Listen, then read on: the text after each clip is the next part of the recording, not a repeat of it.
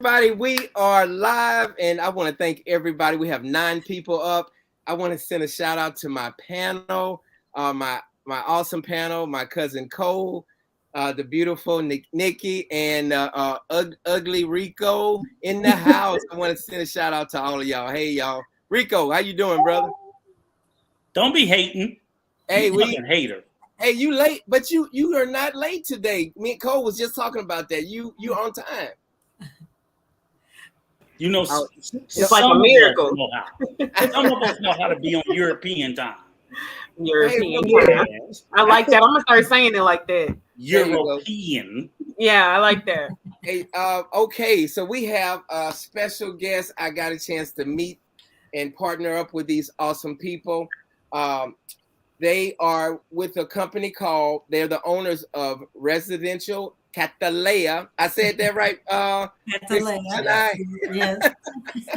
And they will be talking about everything that comes down to real estate in the Dominican Republic, their properties, financing, their bank they're with, the whole 9 yards. So I know a lot of people have questions when it comes down to real estate and moving to the Dominican Republic. And these two are turnkey. I don't want to say your name wrong. So Rico, how you say his name again? Say it again. Geronimo. So replace the G with the H. It's not that hard radio. You didn't have to say it like I was special needs or something, man. You didn't have to say it like that. Well. Anyway. All right. So I want to welcome y'all. And you all have the floor, and just tell us a little bit about you, your property. Hey, we it's no time limit, so y'all just let's go. Let me talk. Go ahead, y'all got the floor. Okay. You want to go first? You're the boss. I just want to say my husband is not 100% fluent in English, and I'm not 100% fluent in Spanish. Don't worry, John didn't either. And that's English. In either. Okay. Hello, everyone. I am so happy to be here in the podcast today. I started out watching John on his, I think it was like second video he did when he was moving to Dominican Republic. And I've been watching him ever since.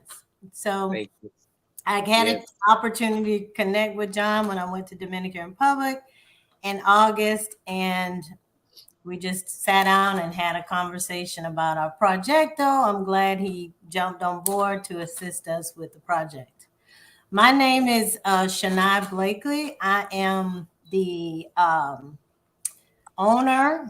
owner, and with my husband, Geronimo, with Residential Catalea.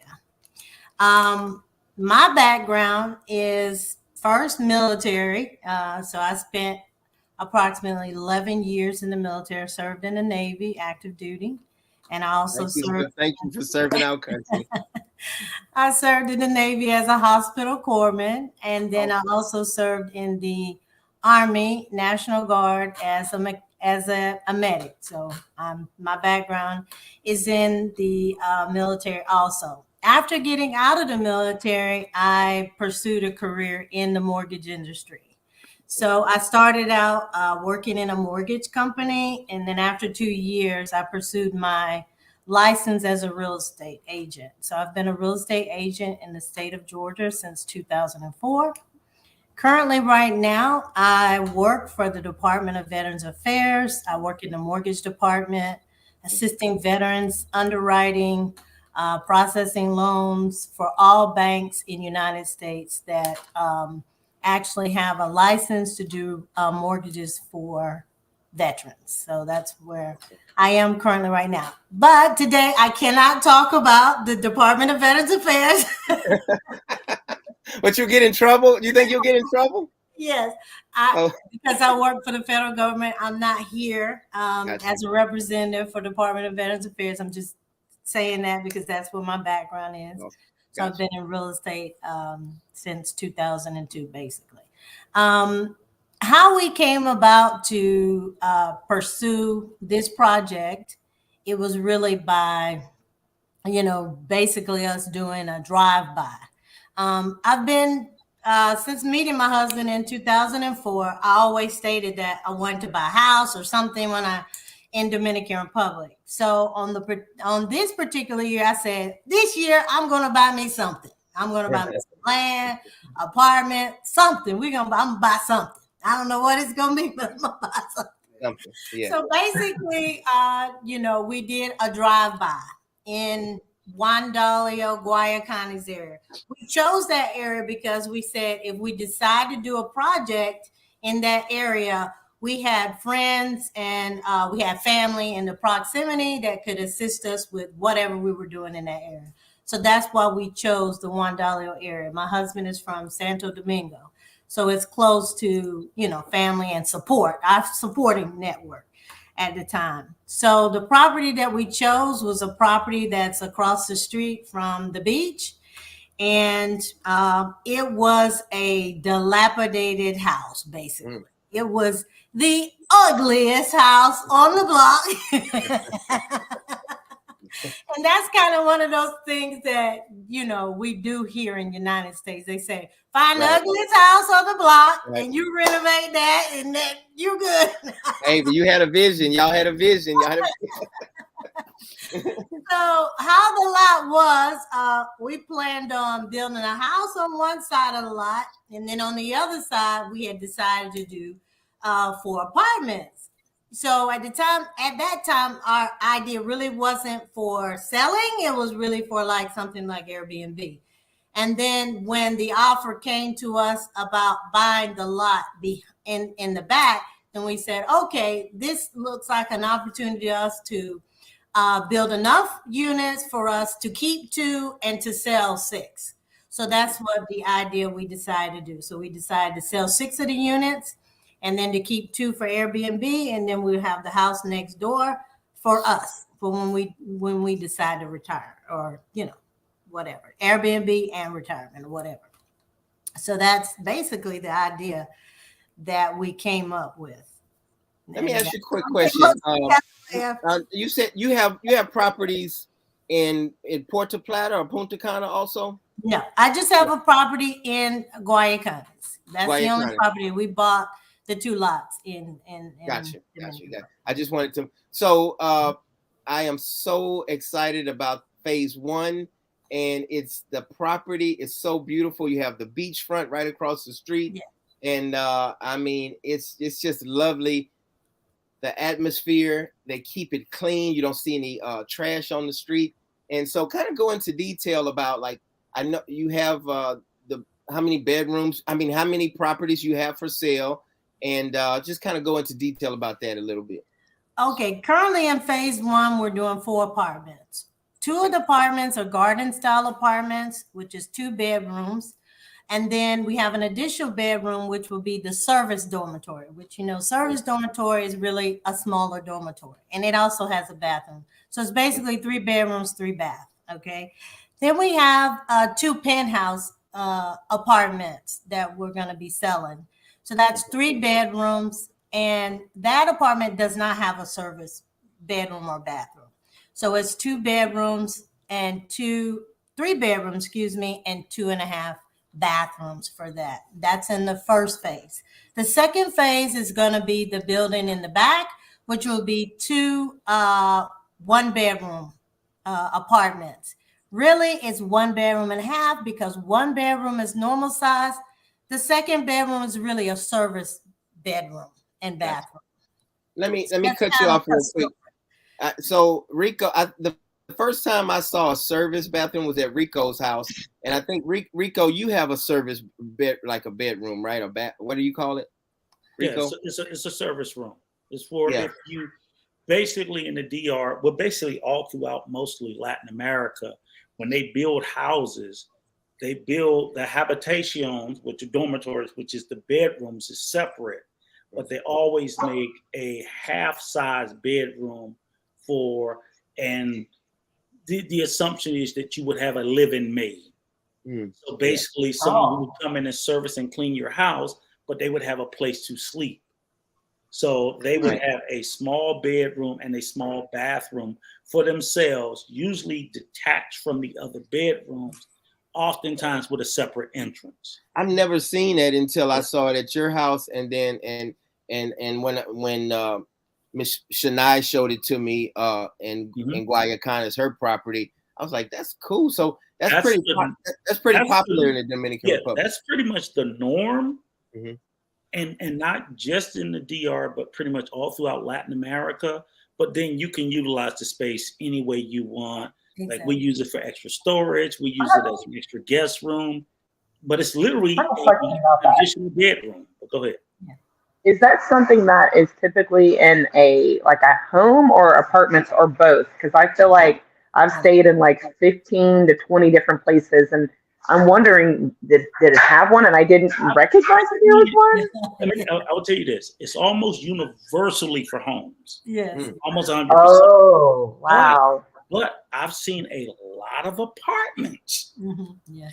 that it came with too. But I think you may have seen people utilizing the space for storage.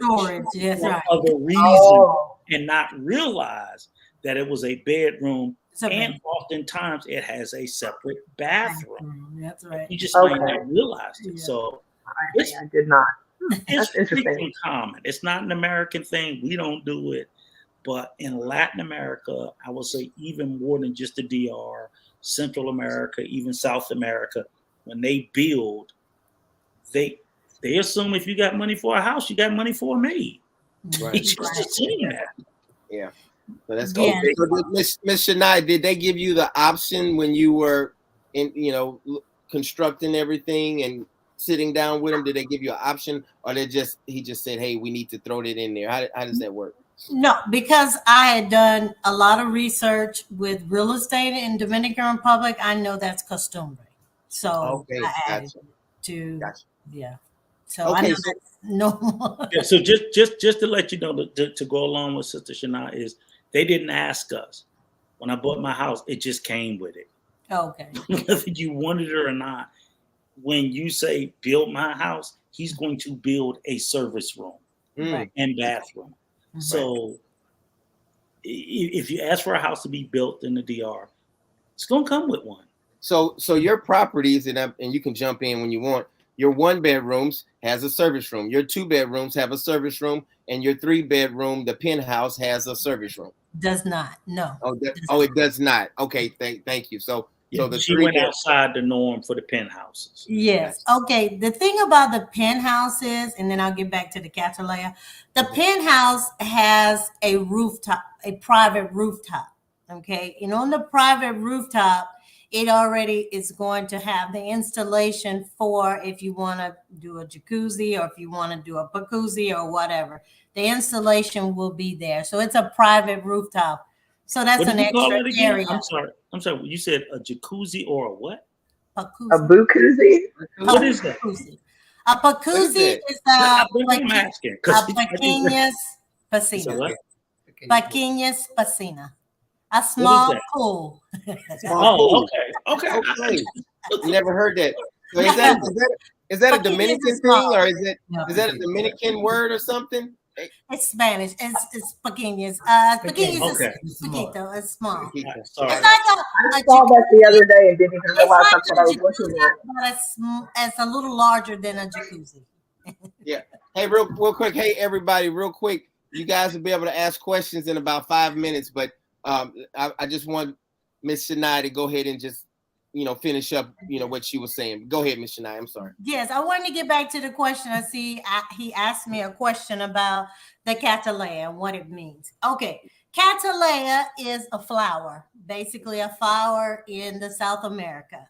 To be honest with you, I like the movie. What's it called? Colombiana. It's a movie called Colombiana with Zoe Saldana. That was a good movie. Yes. Saldana. Right. She is Dominican and Puerto Rican. Okay. Right. So she played the part as Colombiana. And I like the name. Not only did I like the name, my grandmother's favorite flower was an orchid. And Catalea is an orchid. So I really named the apartment to remind me of my grandmother. She was an assassin too. Huh? Right. She was an assassin too. She Uh-oh. was an assassin. Are you love the movie. undercover? I love Are the you an movie. undercover She was assassin? killing everybody. She was an assassin. I'm sorry. I liked her. I liked the name. Catalina. I like it too, but I didn't want that part to get. I know. Let that go past. That I'm part like, is bad. That part is he bad. was killing but, everybody. you know, it was a coincidence because I remember my grandmother passed like in '95, and her favorite flower was an orchid, which Catalina. Geronimo, we'll check on you after the live. You go. Hey, blink twice. Blink twice.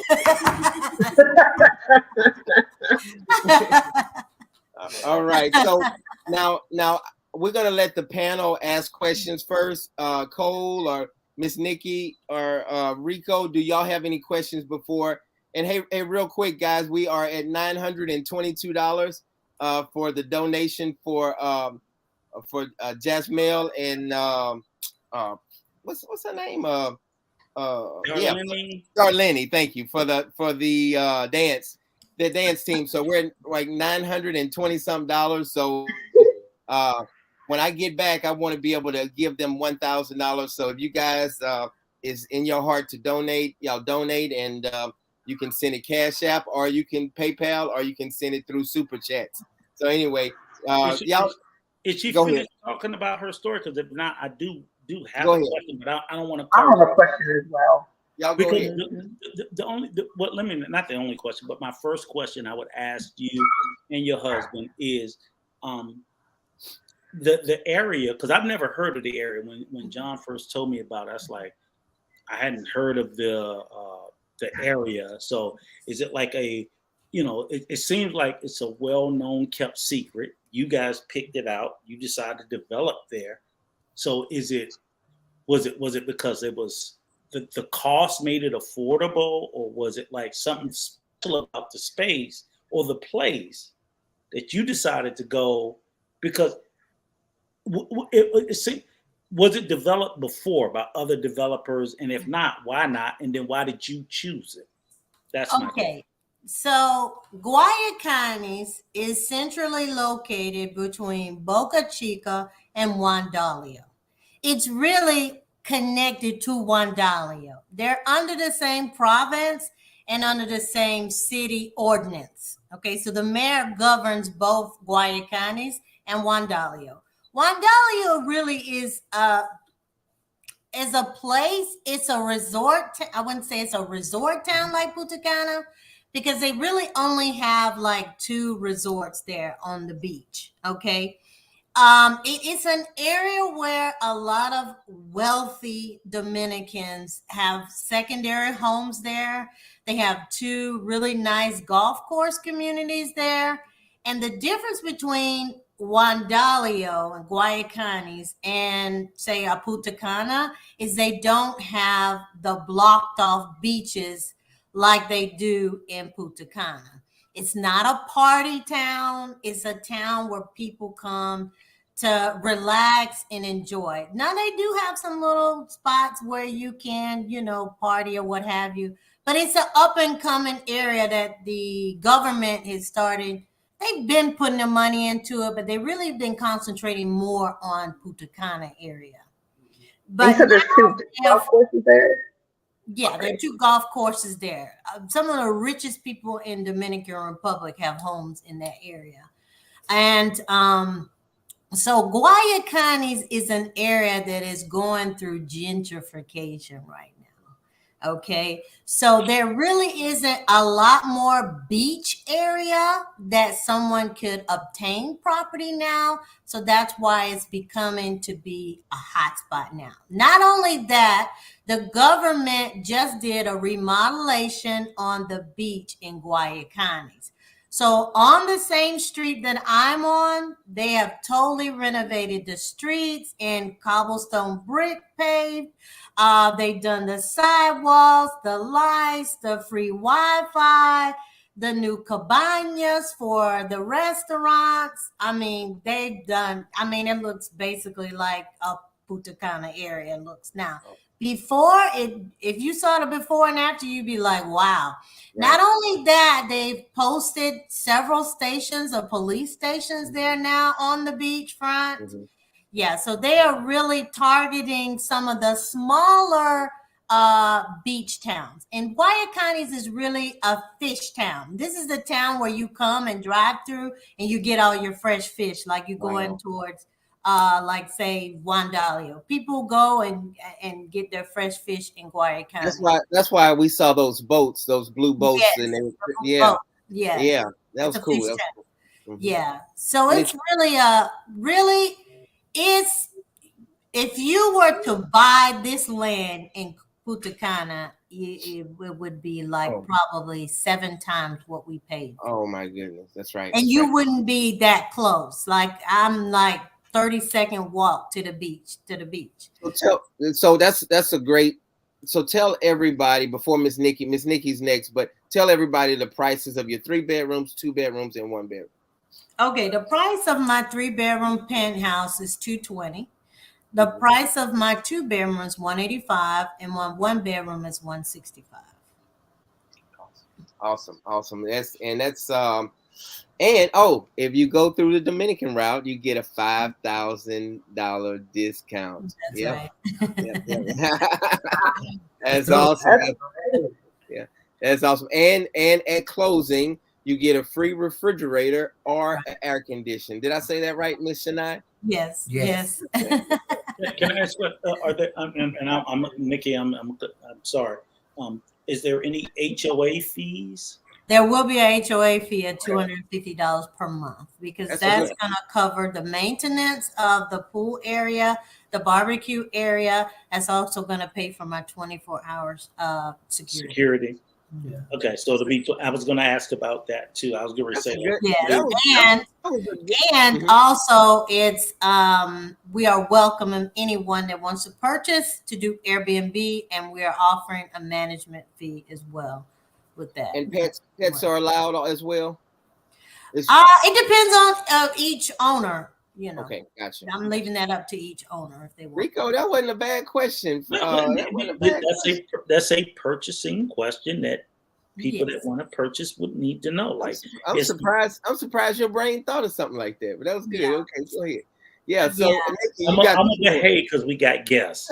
Yeah, and the reason why you want that, especially when you're so close proximity to the beach, is because of the salt. Because you're going to have to paint this building, the exterior areas of your building, you're going to have to maintain this more. Because yes. Awesome. Go ahead. I've seen the difference between spaces. Everybody wants waterfront.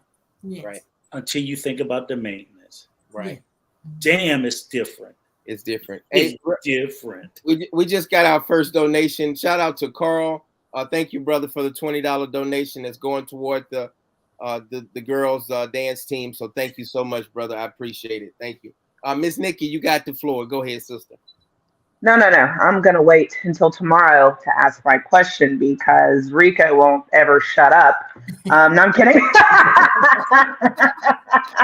It's on now. It's on and popping now.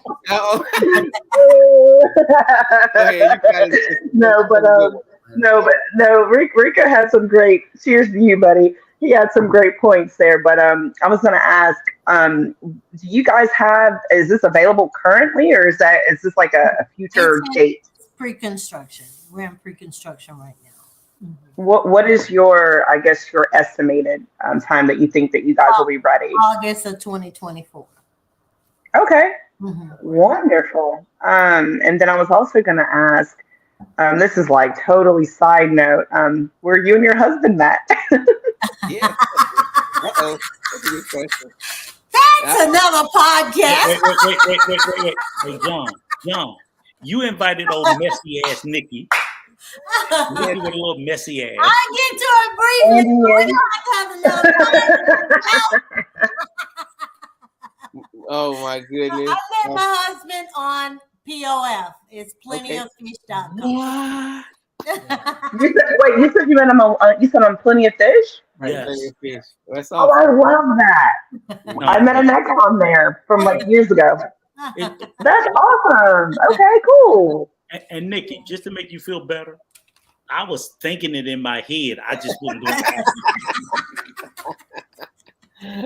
You knew I had to ask. I was going to ask it before we got on, but then I was like, no, I'm going to wait until we're live. right. And so that it's more authentic and, kind of see what they have to say. So, congratulations to you guys. I mean, you said since 2004? Yeah, we met in 7 years? 2004 and we got married in 2007. No, 2014. Sorry. Uh-oh. Wait a minute. You don't remember? Ah. Right. That never happened. You don't remember. 2014. Hey, does he have- I wish I'd been in 2004. 2014 and we got married. What? I know, Geronimo. What is- Go ahead, Nikki. Go ahead, Nikki. Last question for me for the moment. What is your sign and what's Lord. what is it? Geronimo? Geronimo. Replace Geronimo? the 8. Yes. What are y'all signs? I'm a Virgo. He's a Gemini. Okay, cool. Yeah, Trust me, we butt heads sometimes. yeah.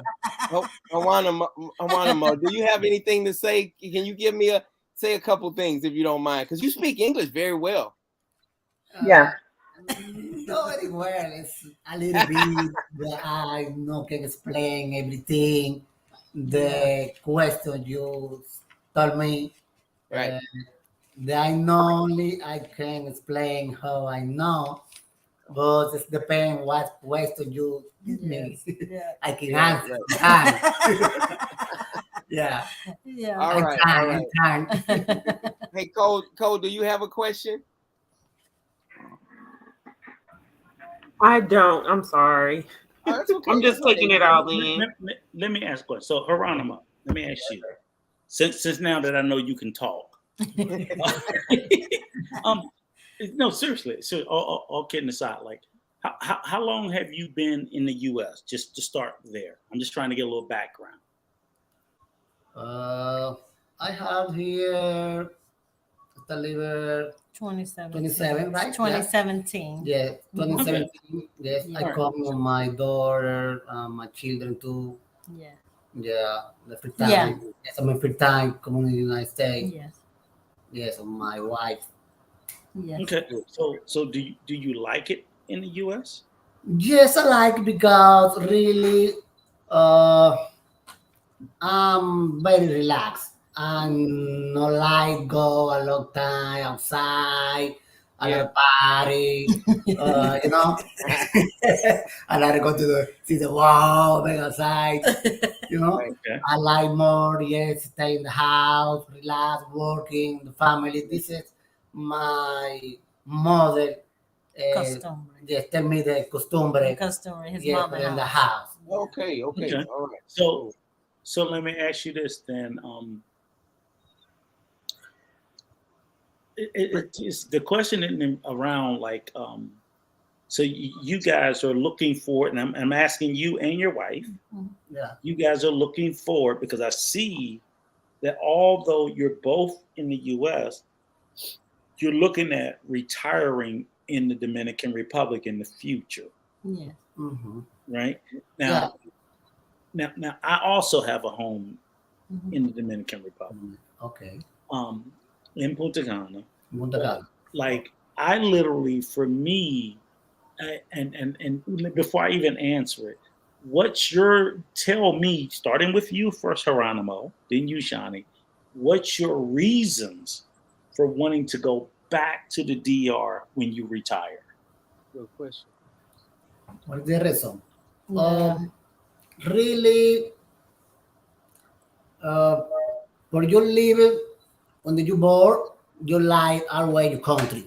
Two, you go outside your country sometimes because you're looking more opportunity.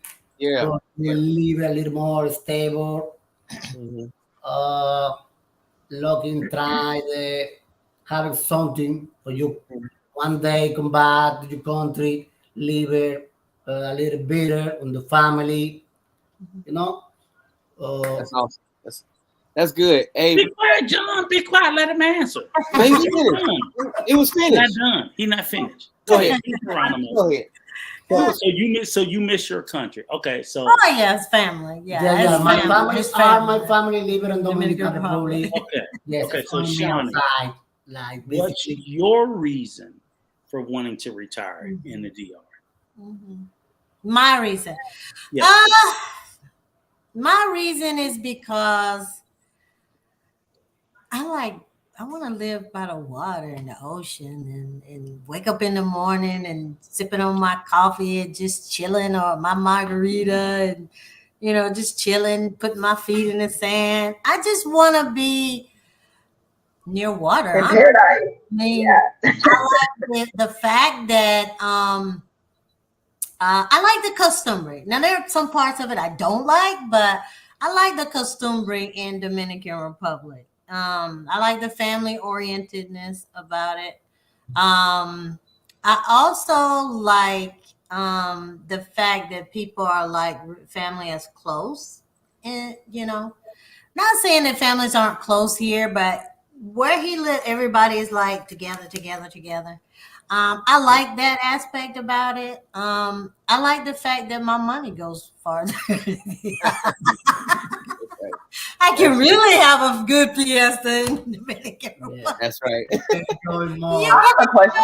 more. Yeah. Now there are some things and that let are me more just- expensive, Right, like let me just because I cars. was getting ready to Things say. are getting more expensive in Mhm. Dominican Republic. Right. But Yes, you are. yeah, Yes. I mean, my money can go a lot farther in my retirement. And thank you, because basically that was it. Like I love the fact that like Geronimo said, oh, he want to go back to his family, and I love the fact that y'all both gave, because people always ask me, and I'm like, because it's fucking cheaper. Right. Period. Right. I don't know why people like to pretend and bullshit around, because I even think that that's really Geronimo's answer. Because if the DR was 10 times more expensive to live in and the US was cheaper, he wouldn't want to go back. Yeah. So the reality is, when I always tell people, it's like, look, would I stay in America if America was as cheap as the DR? Absolutely. The fuck am I going to go over there for if it costs more? Yeah. We generally gravitate to where affordability and all the nonsense. So at the end of the day, while I do love the beaches, I'm like, we got beaches in America. We get 80 degrees. I can go to Florida. I can go to San Diego. But guess what? It's still high as hell. So Right. generally, we migrate to places at the end of the day where we can afford to live more comfortably with affordability. So I would say to you and your husband is the same reason as me. We're all going back there because it's cheaper. Right. We're not going back there because he ain't going. Because guess what? You got family over there right now. And I promise you, y'all ain't spending all your time with his damn family over there. No. Thank you. I mean, his family lives in Santo Domingo, which is like really like 45 New minutes York. from building that. I like Santo Domingo and I don't like Santo Domingo. Santo Shawnee- Domingo gives me the feel of New York, and I don't New York. like it. Yes. Busy. Yeah, hello. Yes. He is. And Guayaquil is in a proximity. I can go to the airport, it's 10-15 minutes. I can go to San Pedro de Macorís, it's 10 minutes. I can go to La Ramona if I want to hoop de hoop. Go to Casa de Campo and spend all Yes. my money. Casa de Campo is 45 minutes. If I Yes. want to go to Punta Cana, it's an hour and a half. Punta Cana, So yeah. in proximity, and I can go to Isla Catalina and Isla Yes. Sayona. It's That's an what I hour love. from where I Yeah. am. The port. So in proximity, I love the proximity because I can go in so many different directions. I'm there within like an hour and a half. Mhm. It's like That's- that. And if I I have a want question. to and shake my boogie, I go to Santo Domingo. Ah, Anytime I want, you know go your to husband. Cabana for one night and come back, do my shopping, Yes, and come back. you. Hey, I'm good. I don't like driving. You know your husband. You know your husband can hear what you're saying, right? Your husband can hear you. Oh yeah. Yeah, he's like, yeah. Go ahead, Nikki. Go ahead, Nikki. You It's got true. it. I mean, it's So My question was, how often do you guys have to travel back and forth as you're going through the process of, preparing your property? Like, maybe meeting with the engineers and those guys. Now, right now, I'm going 4 times a year.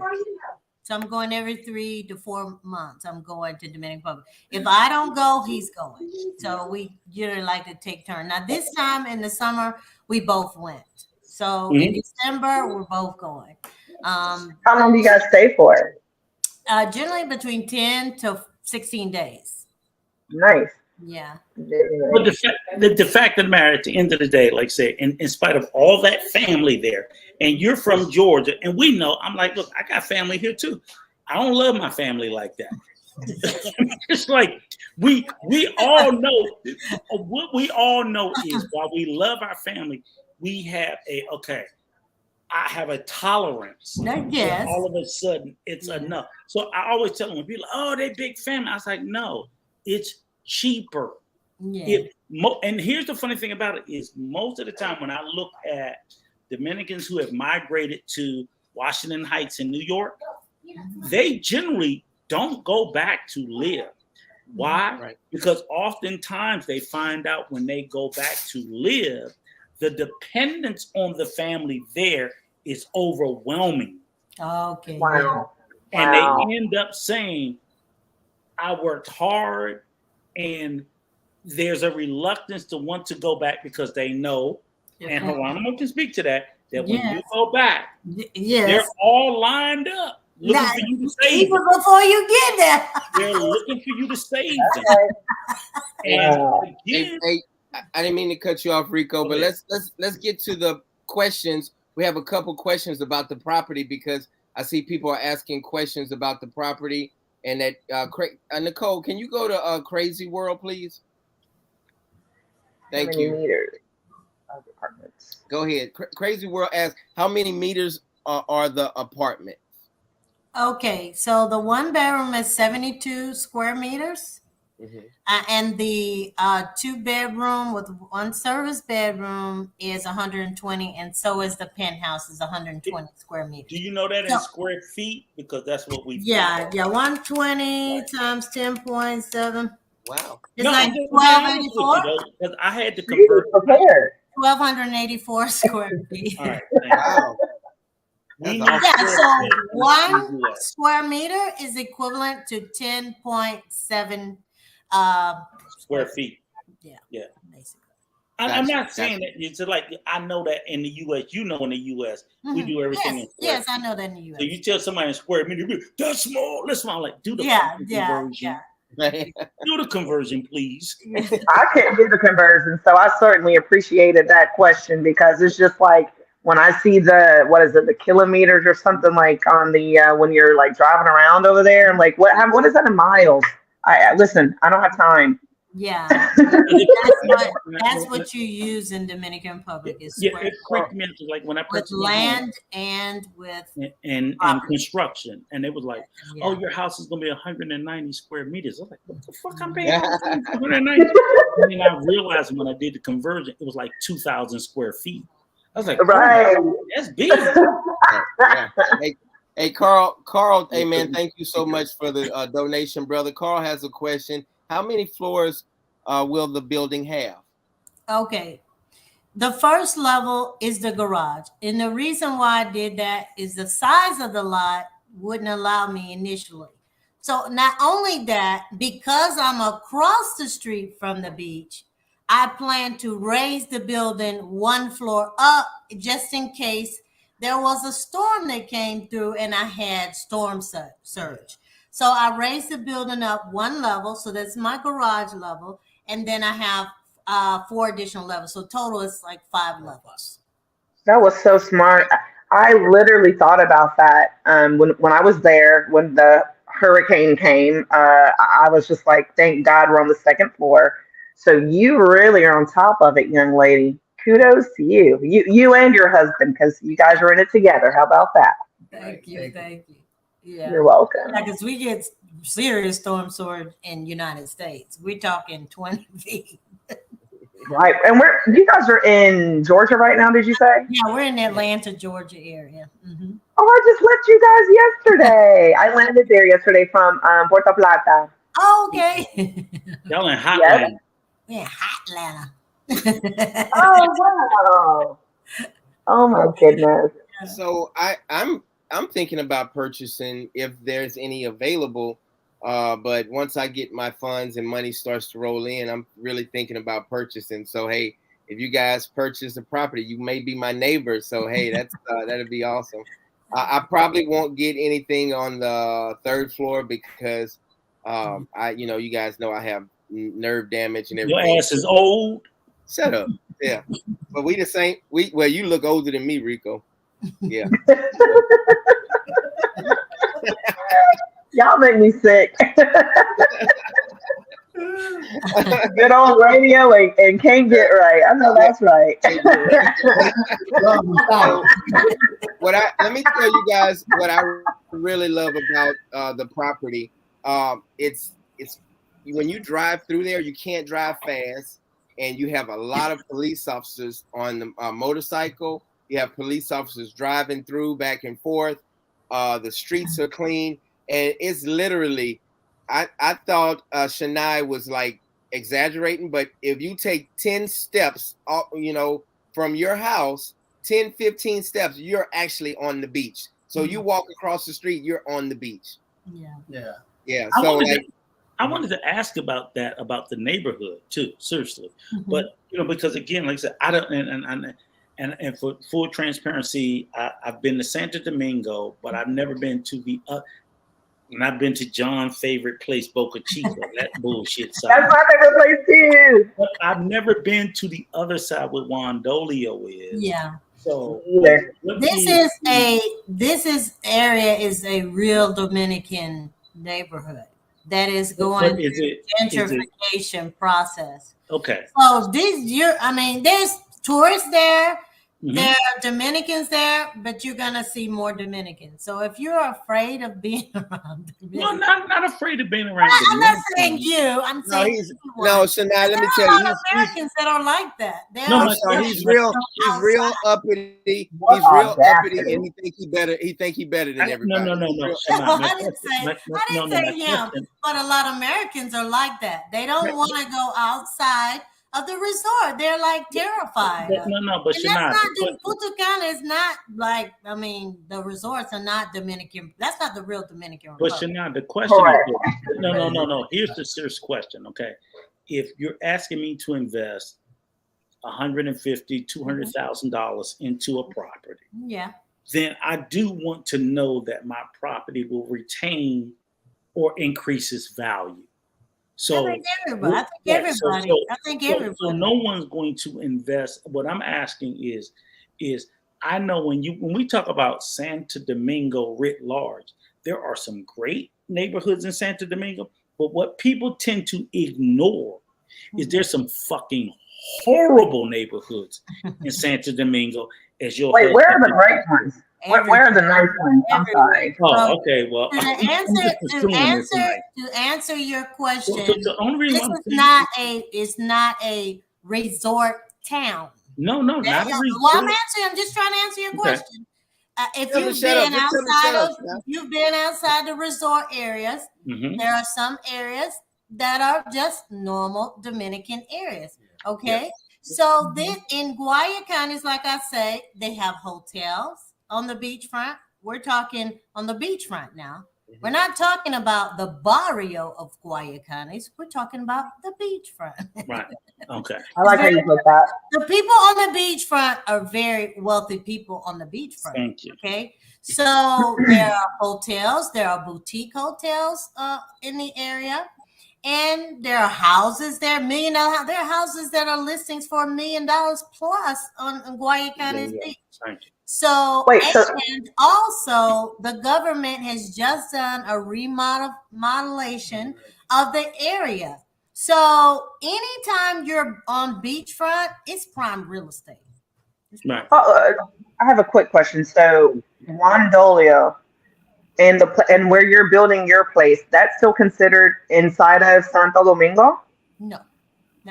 Okay, that's why I was confused. I was like, wait a second. Yeah. Okay. Province is San Pedro de Macorís. Okay. Okay. Okay. Mm-hmm. Under that province, or what we would consider a state. Okay, so I'm closer Mm-hmm. to San Pedro de Macorís, the city. Oh, San Pedro, 10 minutes I'm away. I'm very familiar with the provinces. I stayed in like 7 different ones this last trip. Didn't want to, but we'll talk. So yeah, On the so back about that's where I am. Juan Dalio and Guayacanes is in San Pedro's province. Okay. So it's basically 30 minutes. If you're saying oeste of Santo Domingo, I'm 30 minutes from there. If you're talking about downtown, then it's 45 minutes from downtown. Now, if you want to Is add downtown traffic, Este? it could be another 20, 30 minutes, depending on what type of day you go. Is the downtown area, is that considered Este? No. Santo Domingo Este? No. That's the District National over there. District National is the District National area is downtown area. So if you want to talk about that area, it's 45 minutes from Guayacanes. Okay. I'm gonna have to check this out my next trip, and I think I may go either in December or February. I gotta figure it out. I mean, this is, and then that's the only reason why I asked again. Like I said, it was no gotcha or anything like that. No, it was like you said, there. Anybody that knows, there's a delineation between, like you said, barrio, campo, and that's the reason why I was asking, because again, I have no idea about that area. Right? Yeah, I understand. I have no idea. So let me explain it to you. Anytime a projecto has to pay a tourism permission, that means you're in the tourist area. I had the permission I had to buy. One of my permissions was tourist, so I had to pay for that permit. So if you're not paying a permit to do a construction, a tourist tax, then you're not in the tourist area. So I'm in the tourist area. Cool. That's a great great fact to know. As a matter of fact, I can apply for the comfort tour if I want. So when a lot of times when John and other people are trying to climb it, I'm like, y'all be climbing. Oh, you're in the tours. I'm like, yeah, but guess what? That's a return on investment, because even though you do pay for that, guess what? When you go to sell or rent that area has a premium. When I know for a fact, again, like I said, Nikki, you was in Santo Domingo, I wasn't. I'm aware of there's some real, when people are like, oh, go to Santo Domingo, I'm like, it's some real motherfucking hood areas in Santo Domingo. Listen, I don't get that. I don't understand why people want to go there. I don't like New York. I don't like feeling like pegado, with everything like so close. Like, I can't stand it. But I want to say this before we go further. Go ahead. I want to say this. Carl had a question for you, Shania. He asked, what options are there for financing, and how much are they asking for upfront, and payment plans?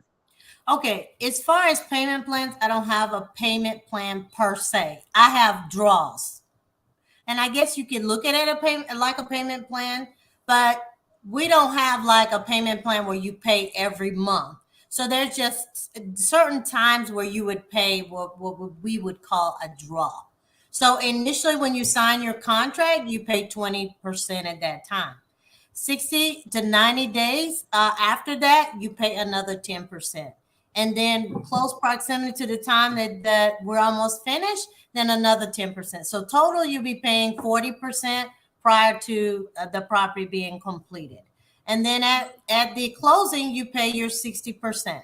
Now, you would have to obtain your own financing. We're asking that individual use of the financing of Banco Santa Cruz is which we would prefer. But if you want to go to, say, a Nova Scotia or Bank Reservas or BHD or whomever you want to choose, it's up to, the client who they choose to do their financing. But they have to also know that financing in Dominican Republic is nothing even remotely close to being like it is here in the States. We're really spoiled when it comes to financing of even cars, you have to pay a down payment for cars also. So generally speaking, if you don't have a residency, you're going to have to pay at least 20%. For most people that are foreigners, you have to pay 30%. And most of the time, even if you do have a residency, when the property is in a tourist area, a lot of times you have to pay the 30% in a tourist area. Okay. So it just depends. That's up to the client. They have to do their due diligence. They also have to go to the bank prior to, if that's what they need, to go to the bank to get their pre-qualification done prior to enter into a contract. That's very important. So I don't offer any type of builder finance or anything like that. That is something that they would have to get their financing in the United States. Of course, you know, they don't do any financing. So they would have to tap into their IRA, cash in their crypto, cash in their stocks, cash into their savings. That is what you have to do when you come to Dominican Republic. A down payment is required, like you're paying an investment property in the States. Can I give them the standard as a person who purchased, as how it goes? Say what? Generally, you go and you find a property. Mm-hmm. You give what's called a usually maybe 5% of the property price as a non-refundable deposit once you make a decision. Mm-hmm. Right. So I gave like a $6,000 deposit. Literally, the way you can do it for financing, it's 20. So you'll give a 5%, which is called a reservation. Reservation fee, yeah. Reservation, $2,000 to $5,000. Right. And then within 30 days, you give 20%. Yeah. So that's what she has. That's what she has as well, Rico. Right. Reservation fee if they Right. I'm just giving them a standardized. Oh, yeah. Yeah, standardized. So you get 20%, then you'll give another, and this is how they'll tell you, 40% doing construction. Yes. So now you're at 60%. That's and right. you give the remaining 40% when you get the key or financing. Mm-hmm. The drawback to the financing is, unlike the US, where our interest rates are 3 to 5%, in the DR, through the banks, is 12 to 15%. They usually give 5 or 10-year loans. They don't give 30-year mortgages. They don't give you 30-year mortgages. Mm-hmm. They give you 5 to 10-year, maybe 15 years at an interest rate triple to what you pay in the US. Mm-hmm. Now, what did I do? I paid cash. Mm-hmm. Okay. So I pulled all my money from the US, knew what I was going to buy. And when I went to the buyer, I said, I'm going to give you 100% cash and you're going to give me a 10% discount or fuck you. Yeah. Absolutely. Hey, go ahead, Miss Shania. That was the deal. I got you. To address the question that he asked about a premium, what he would say a premium community is, you have to understand, even in the States, anytime you have real estate on the beach, that's premium real estate. Right. I don't care where you go. You can't buy a property in the United States that close without paying at least $500 to $1 million plus. Right. So anytime you have a property on the beach, that's prime real estate. I don't care where you go. Chantel goes say prime real estate. That's right.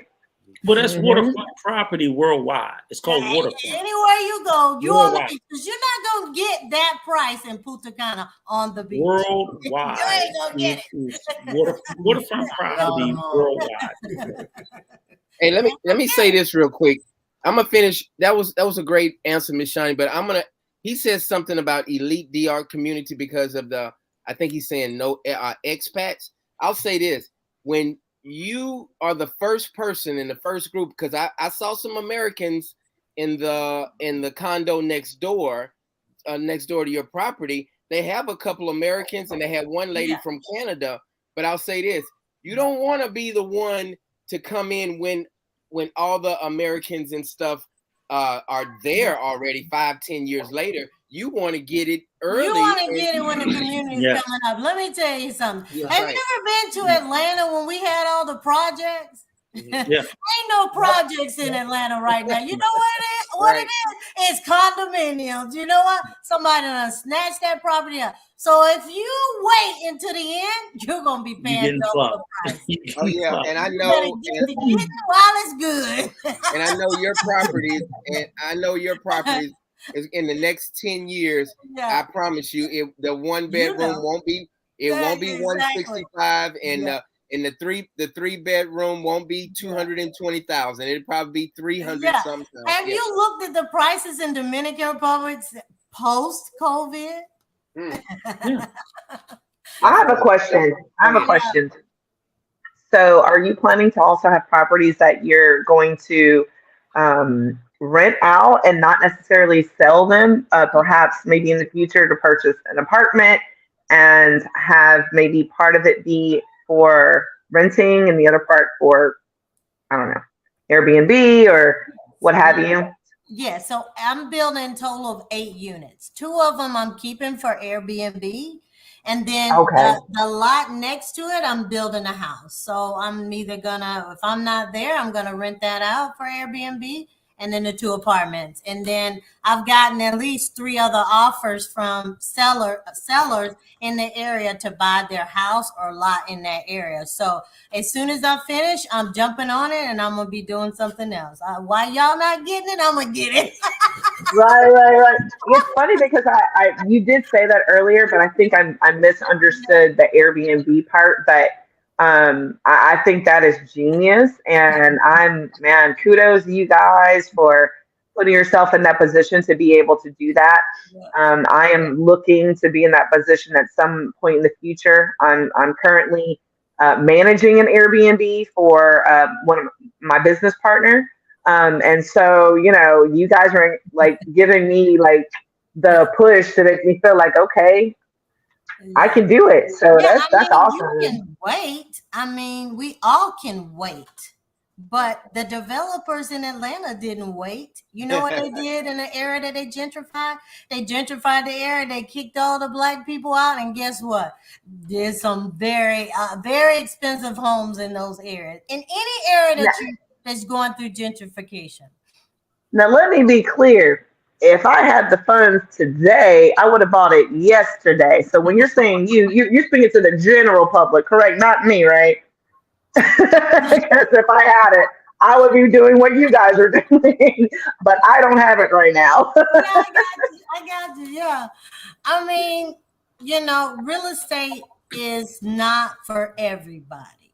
You really have to have tough skin to get into real estate. It really is. And it can be nerve-wracking, especially when you're trying to purchase in another country that you don't know. So we have family support. We have a lot of family support that helped us with our transaction, checking the property. We have family that's an attorney. So we have support, because in this country, people have to understand you just can't walk into this country, go look at property and buy it like you do in the United States. If you do that, you're going to get robbed for a lot of money if you don't know what you're doing. That's true. Yeah, you can't. Look, nobody is licensed in Dominican Republic. There's no regulation on selling property. And people post as if they're selling property and they don't have nobody has a license. And some of them sometimes aren't even the owner of it. Oh, I'm well aware of all of that. A lot of Americans it can be a deadly situation. Exactly. Literally. And Americans come with that mindset of, I can just call Joe Blow. He's going to show me this house and I pay a deposit. Okay, you're going to get taken for a ride too. That's right. Absolutely. Can I ask you a question? I like you. I've got that type of support there as well. So I'm grateful for that. I have friends and family there. So yeah. Go ahead, Rico, with your 10,000 questions and everything here. You're going to lose a lot of money. No, my question is that, again, and I would say this to anybody interested in the real estate business, I think it is a good business. It can be a fruitful business, but it's also hit or miss. Mhm. So I would never sell to anybody that, oh, okay, just get in real estate, you're gonna get rich. I'm like, no, because some people get rich and some people go poor. Yes, It just is what it is. For me, when I think about the whole and because the narrative is constantly being pushed now, just Airbnb, I'm like there's a limited list of clients coming to rent your shit. I'm like, that doesn't exist. Mhm. Maybe they will, maybe they won't. Mhm. So you can have a lot of property. You can build a lot of things. So like, I think for me, I love more, or I think just as a business person, it's better the narrative of, okay, build and sell.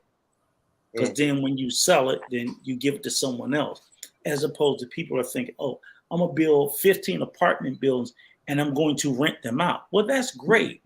Mhm. But you better have a fucking renter for every place. And you Right. better hope every renter shows up. And you better hope every renter pays up. Because if you're in the real estate business, you know that shit sounds easier than what it is. Yeah, If it you is. talk to most realtors, people who rent, renters are a motherfucking headache and a pain in the ass. Yeah. People don't want to pay. You're right, People Rico. it's just, no, this You're is right. just real. This You're is right. the reality. And I only say that because I'm not discouraging anyone from doing it. I'm saying when you go into it, have a steady heart. Right. You better have a steady heart, a steady mind, a steady ass. Mhm. You have to go into it being, business is rough and tumble. Right. People, I love what you're doing, Sister Shawnee. I Mhm. love it. Shania. Okay, Shania, I'm sorry. I love it. But by the same token, you wouldn't sit there and tell me that it's been a cakewalk for you. Has it been a cakewalk? No, I'm not. Thank you. I'm not trying to sell my property as Thank if it's a cakewalk. I'm building a construction project. Or So the work yeah, of no, it's doing not it a has been cakewalk. hard. No, It's and it's been not a tough. cakewalk in the States Yeah. either. So Right. I'm not selling this project as if anything in real estate is a cakewalk. Which I agree. Wait a minute, before y'all go on, I didn't know if y'all saw Unique's question about if you guys are able to pay more or if that's possible because of the interest rate. Go ahead, Miss Shania. Well, the down payment, yeah, anytime you want to pay more as a down payment, you can do that. The bank loves it when they got cash money.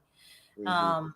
Because we know, if you don't know, interest rates are generally between about 9% to about 14% in Dominican Republic. Mhm. So, and that could be dependent upon what bank you go to. So, Or interest higher. Or Mhm. higher than 14%. Yeah, it could be higher. Yeah, depending on your credit. They look at everything. Yeah. And the thing about purchasing a property in Dominican Republic, the one thing that people have to understand, if you cannot purchase a property in the United States, you're not going to be able to purchase a property in the Dominican Republic. There are specific requirements that they require that you really have to understand and know. Financing. Financing. Right. But you can pay cash. Yeah, Cash, that's not an issue. But if you want to get financing, basically all of your debts have to be like within a 45% debt to income. That's including the property that you're purchasing. Debt to income ratio. Your income has to be pretty solid. You have to have somebody has an echo. Is it me?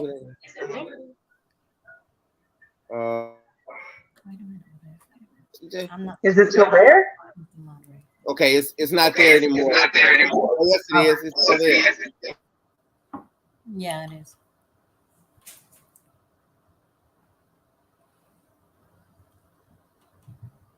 All right, go ahead and speak, Miss Shania.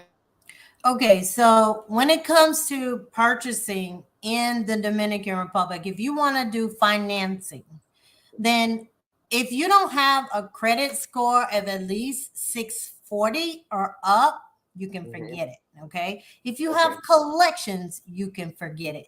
If you have maybe 1 or 2 collections and they're paid, okay. If they're not paid, no. You also need to take in consideration, you need to be looking at your 4th credit agency, which is Sage Stream or what is it called? I can't think of the name of that 4th credit report, but you got to look at that because they're going to pull an international report. And now that international report, they pull off all 4 credit reporting agencies. Okay. If you've had a foreclosure in the last 3 years, you can forget it. If you got a bankruptcy in the last 2-3 years, you can forget it. Okay. So your credit has to be pretty tight. Your income has to be tight. You got to file your taxes on time every year. So there are certain things about getting financing that is totally different. You got to be pretty good. You got to show that you've got some installment loans. You got to have a mortgage. That's something in the United States that you don't have to show. If you don't have a mortgage that's an equal price to what you're trying to purchase in Dominican Republic, they're not gonna approve it. Okay. If you have a house that's $100,000 in the States and you want to buy a $200,000 house in Dominican Republic, forget it. You're not gonna get it. Now you can get a property that's $100,000 in Dominican Republic, but it has to be equal. Gotcha. What I have somebody that owe me a whole bunch of money. And if I just write the name down who owe me some money. No, they don't care nothing about your black ass. Next question. Next question. And Shania, let me see this. So that you have to have, when it comes to your credit, you have to show that you're a strong borrower. You got to show a mortgage. You got to show installment loans. You got to show credit cards. You got to show a different variety of credit accounts that you have that are paid and paid on time. If you're not strong like that and have strong income and a strong a job or business, you can forget it. So that's the difference. It's a little bit different when it comes to. I just want you to explain to them that everything you said is 1,000% true, but in addition to that, because some people also come to the DR and tell them that also applies if they think they're going to purchase a vehicle. Mm-hmm. Because the car market is just as fucked up as the housing market in the DR. Yeah. And I'll be honest with you, the car market is even worse. Because guess what? In the housing market, you can buy a reliable house. In the car market, you're going to be buying a piece of shit. Really? You're going to be buying a car that's probably I want to say this. In my experience, garbage. Once you start, the key to getting financing in Dominican Republic, I didn't have an issue when I first started with Bank of Santa Cruz. And the reason why I didn't have an issue is because I have showing on my credit report a different array of credit. Okay, I got credit cards, I got installment loans, I got mortgages, several mortgages that they see on my credit history. Okay, my job. I work for the Department of Veterans Affairs, which is a federal agency. So there are different things that they look at when it comes to giving out credit. So you got to come to Dominican Republic, open up your checking account, have that checking account open, deposit money on a regular basis every month, come back in 6 months, get your credit card, show them that you are a reliable customer, and they will give you financing. But if you don't, I'm saying if you don't have all those other things in place, but you have to be pretty strong in credit and far as your job and salary. They look at how your debts are here in the United States. If you're maxed out and you only got $500 left over after you've paid all your bills, you can forget it. Because your debt to income is too high. So all of your debts have to be at a 45% debt to income. That includes the purchase that you're purchasing in Dominican Republic. Mm-hmm. That's right. Yeah, that makes a lot of sense. Hey, Kick says 112 says, but states like Florida is seeing a downturn to do insurance issues, more products than demand, and they've been witnessing some reduction in their property market value, especially on new construction. Yeah. So, I mean, it's just all jacked up in the United States. So it's probably not just Florida, but stop shitting on the U.S. Drop the link. Stop shitting on the U.S. Drop the link. It's bullshit. It's Uh, worse. It's worse in the DR. Did you not listen? I didn't, but it don't. That's your opinion. That's No, it's my not my opinion. opinion. That's me and Shawnee's opinion. Is it worse in the U.S. or the And DR? worse in what aspect you mean? Thank you. Meaning it's tougher to get financing.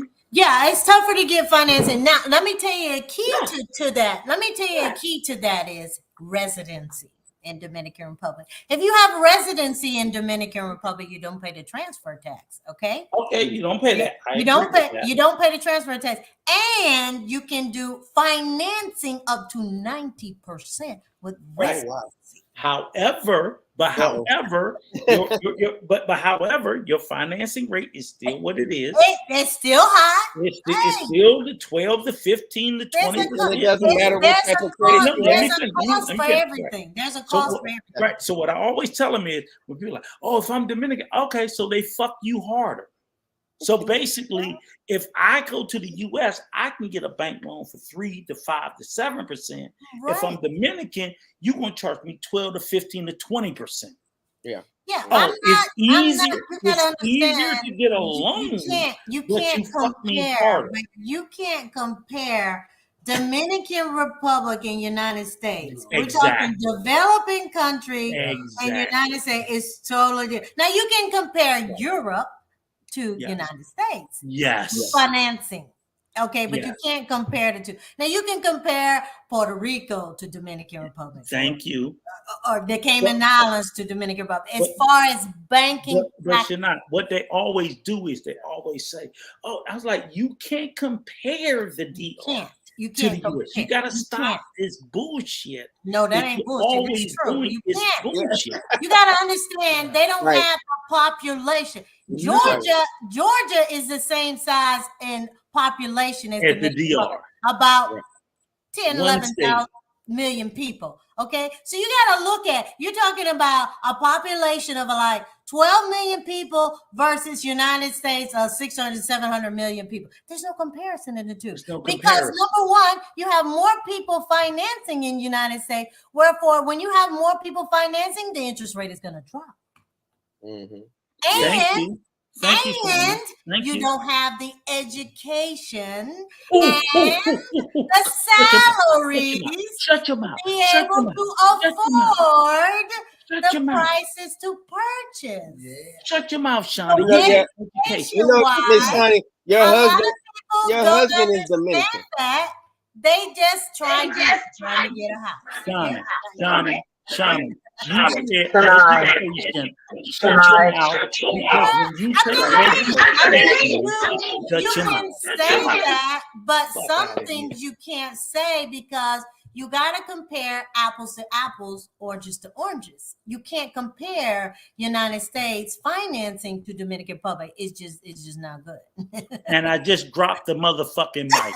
Boom, bitches, boom. The fuck out of here.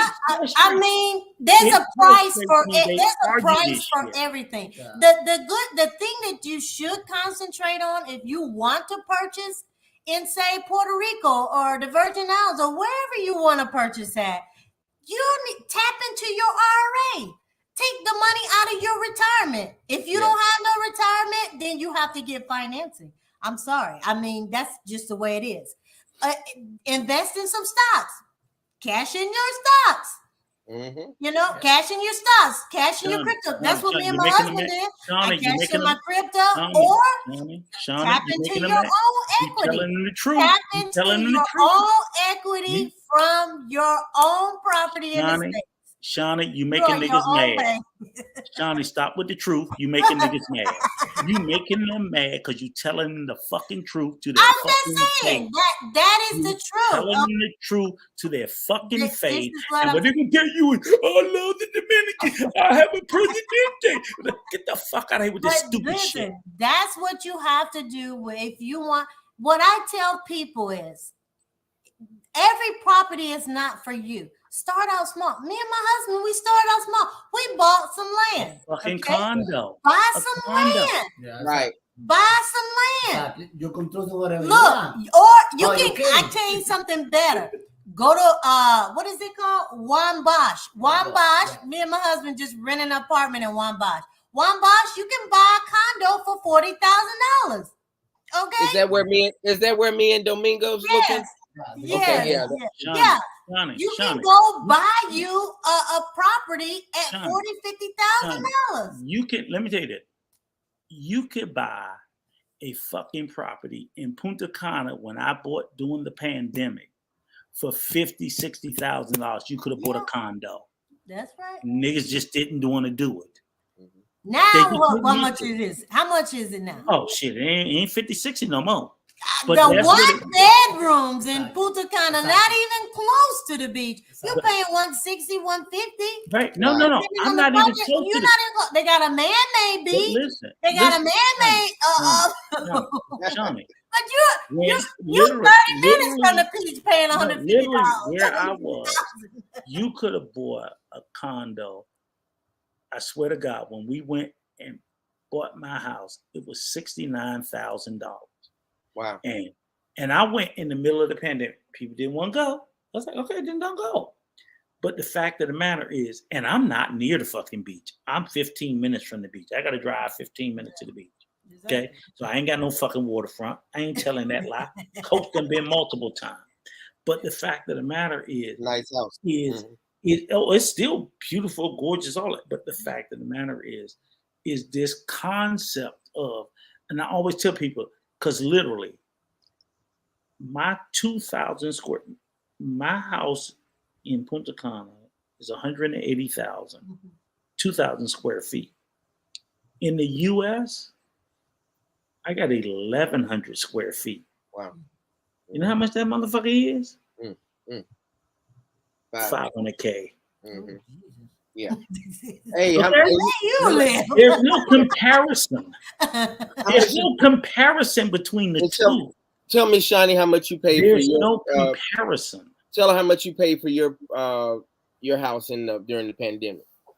You're talking about the property that I bought? No, I'm telling Rico. Miss Shawnee doesn't know, Rico. How much did you pay for your shit? When I got mine, and we bought, because Troy bought the same year. He bought his in February. I got mine in October. And when I got mine, they was asking, and this is 2,000 square feet, 190 meters of construction. I'm on 330 meters of land. Oh, okay, that's pretty good. They was asking 180. Okay. I said, that's too much. Because I'm going to give you cash. Mm-hmm. I need 10% cut off. Oh, no, we can't do it. You're going to do it or I'm going to go somewhere else. Because I had the cash. Exactly. That's why cash is king. Cash is king, yeah. And I literally tell everybody, bring cash. Don't bring it. I didn't bring 100. Right, I understand. We know what you're talking about. I had access to it. Right. So I was like, I'll give you $5,000 a day and give me 30 days when I go back home. I'll wire you the rest. Mm-hmm. But you're going to give me 10% off. Oh, yeah. I can't do it. Okay, then fuck you. 2 days later, okay, I'll do it. Yeah, you're going to do it. Yeah, exactly. My lawyer, and this is what my lawyer did. My lawyer, which was my own lawyer, said, okay, this is a great deal, but you know what my lawyer wrote into it? What's that? He's got too much time. Mm-hmm. So we're going to put penalties if he don't deliver on time. Mm-hmm. So the price would have went even lower. Because he said, okay, I can do it in 7 months, but give me 9. Okay, I'll give you 9. It was all pre-construction because that was the thing, me and my wife. I said, okay, I'm going to go with pre-construction. I'm like, I'm giving you all my money and I'm trusting you. But I had a great fucking lawyer. He's like, don't worry about it. If he don't meet this time, then we're taking more money off. Mm-hmm. But I went on there and gave him all the money. I said, I'm going to give you all the money because we'll claw it back. Right. And literally, he met every motherfucking thing we said to the day, to the dollar, by the date. Because I was like, you take my money, you do whatever you want with it. I don't care. Like if I give it to you, Sean, do whatever the fuck you want. Tell her how much you paid for the property. I paid $180 for a 2,000 square foot home with a pool, Right. Mm-hmm. with a swimming pool. Hey, now this is a serious question, and no joke. Since we have been friends for a long time, I know that property value has went up. So why don't you sell me? Why don't you sell me that? Why don't you sell me your property for 180? What you bought it for? Because I'm not stupid like you. But literally, like right now, How much you think it's worth? They're selling now for like $3. Wow. $3.25. Yep, and that's what me and Miss Shawnee was And talking this about. is literally, this is not waterfront, because we stay. Here's the funny thing about it was when we came, we came in October and we stayed in a place called Playa Turquesa. And Playa Turquesa is in Los Corrales, El Cortecito. If anybody's familiar with it, it's a waterfront. The places we stayed at during the pandemic, this was in the height of the pandemic, they were going for $450,000 to $500,000 for 3-bedroom condos. These were not villas. These were apartments. I got a villa. These were apartments. Those apartments are now $650,000. Right. But they're like literally waterfront. Like you look outside. I got pictures like, damn, you wake up, it's so fucking beautiful. But $650,000, $700,000 apartments. The only thing I didn't like about them was, which I learned later on, when you do have waterfront, that salt water fucks up all your shit. I didn't know that. So like your grill and no, I'm saying your outdoor stuff, because when I walked outside, the grill was just rusted, like full of barnacles. I was like, what the fuck is this? And I thought they wasn't taking care of it. And it was like, no, this is when you live oceanfront, when you put metal things outside, you have to constantly clean it or bring it in. You have to constantly clean it. So again, the only thing was when we were shopping was, and I had told my wife, I was like, we're not doing a mortgage. And if she was like, why? I was like, because the interest rates are 12, 13, 14% and high. They were starting at 12%. That's like, hey Rico, let me get to this. Hey, and this question is for Rico, but Miss Shawnee is 10 times smarter than Rico. So Miss Shawnee, answer this question. Absolutely. Brother Rico, how are you doing? I have a question for you. When you get a mortgage loan in the DR, is the interest rate, is compounded like the United States? Yes. I didn't get one, but yes, it is. It's compounded the same way, but at a much higher rate. At a higher rate, yeah. That's all I'm saying. It's like literally, it's the same, but it's like in the U.S. where you can get a mortgage for 3, 4, 5, I think as high as 6%, and we lose our shit over. Oh, when you walk in the door, they starting at 12, 13, 14, 15. Yeah, that's why it's more beneficial for you to put more money down if you're going to finance. So they tell everybody, literally everything that I've known, they tell everybody, if you have a property in the U.S., take your equity out of the U.S. home. Equity. They literally tell you, take your equity out of your home in the state. Brother Clarence. And use that to purchase. That's right. In the DR. That's what like 90% of people do. Yeah. They take their equity out of their home in the U.S., Canada, or Europe. That's right. At a lower rate. And then just buy the property in the DR. Yeah. And if you think you're smarter than that, go the fuck on. I don't care. Right. Miss Shawnee, I really love your property, and I'm so glad we got a chance to partner together. But I love your energy. I love your spirit, how open you are, and that's why me and Rico talk about it. We have to be careful who we put on the Dominican route and who we partner with. Me and Cole talk about it also. So I mean, I'm so happy for you all to be a part of the Dominican Route family, and I can see a big future with us working together and doing things, because you have told me some horror stories. We've sat down and you gave me some horror stories, and I've given you some horror stories. So it's nothing like having someone that you can really trust and that's going to be an open book and not hiding anything. So I'm telling that to the Dominican Route family. You all, I'm so happy to have you all a part of the channel and as a partner. Thank you. I appreciate it. Yeah. So yeah, me and my husband, when he came here, my husband by trade is a mechanic. So that's what I've been trying to teach him a lot of things about this business, because we understand that, this could continue to be more projects for us in the future. That's what our plan is to continue, whether we continue to do apartment buildings or whether we decide to do single family residency. We plan on still continuing to do it in the Guaya County's Juan Dalio area and potentially move into Las Terrenas and work in that area as well. That's awesome. That's awesome. So Rico, it looks like and how far is that from your house, Rico?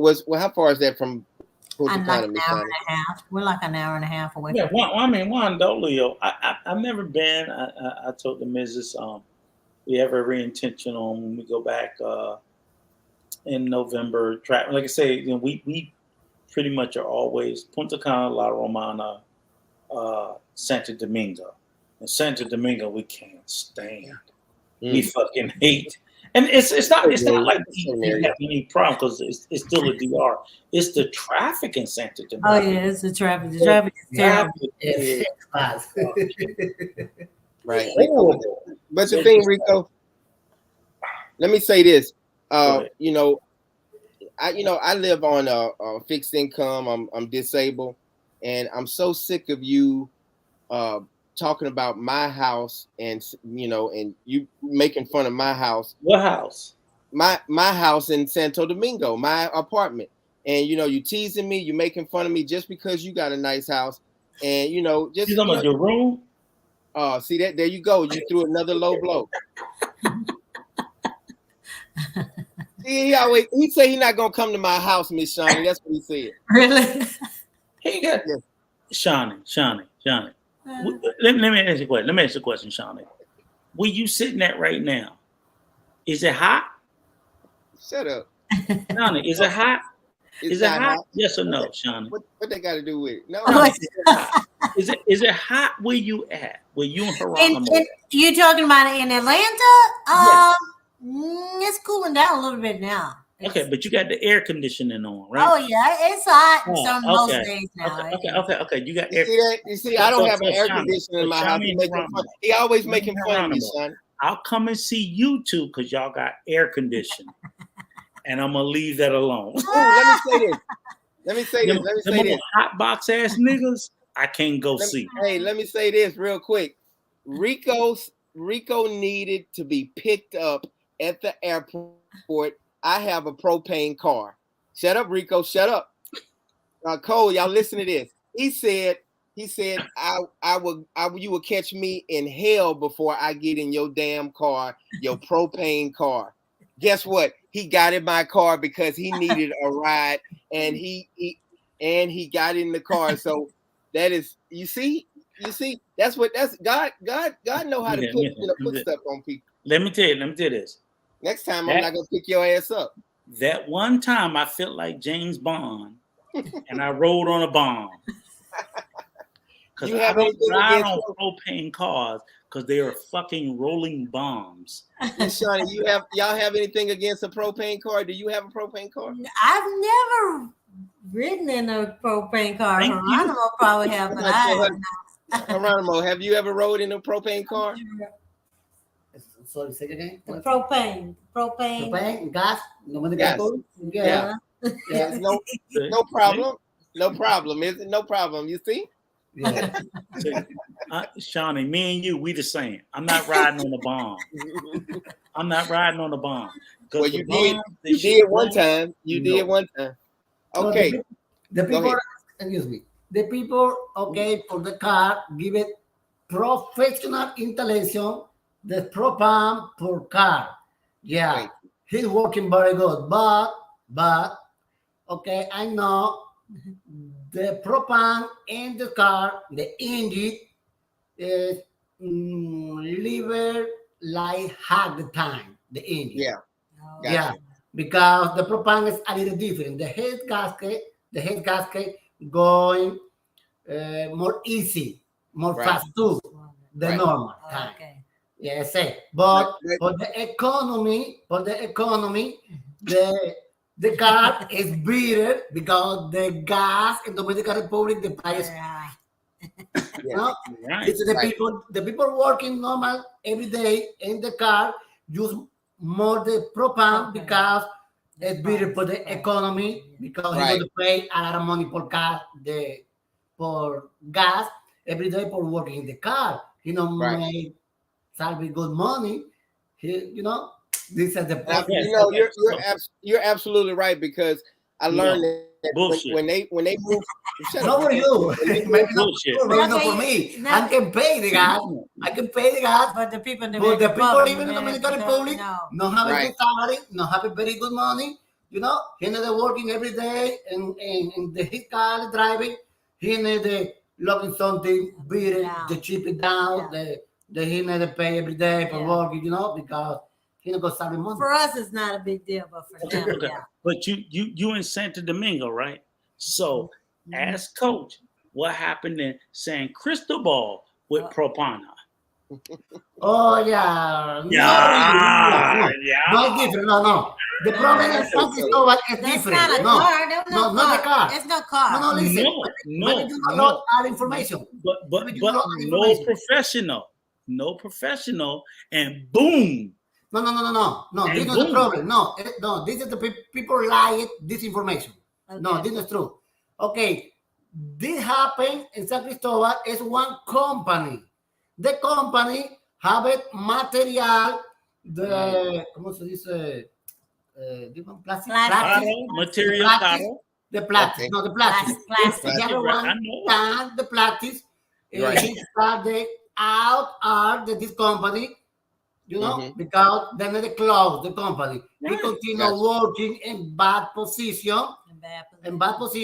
Yes, and the container have an Mhm. explosion because something wrong working, not because Yeah. But the gas explosion. but the same thing can happen to caro. Okay, I know you have it. Whatever. See, no. In the house. No. See, It's see. the No. See, caro. Okay, sometimes if the car can get fired, sometimes, yeah, he can fire sometimes. Yes, See, okay. Yes, it's true. Yes, Hey, sometimes. I'm listening to you. You from the Dominican Republic. Rico don't know shit. See, Sean, he don't want. You he don't pay, want you me. pay for one good installation, professional for your car. You don't have nothing problem. Yeah, you need to call my husband. Okay. He's a mechanic. Professional. Because That's right. if you pay for cheapy, listen, if you pay for cheapy installation for Right. program, you have a problem later. Yeah, Too no, that makes sense. professional, but Yeah. everybody's not professional. Yeah. No, but if you have one good car, Install it. a little Professional. expensive, you need to go with one play professional for give you the installation good for your car.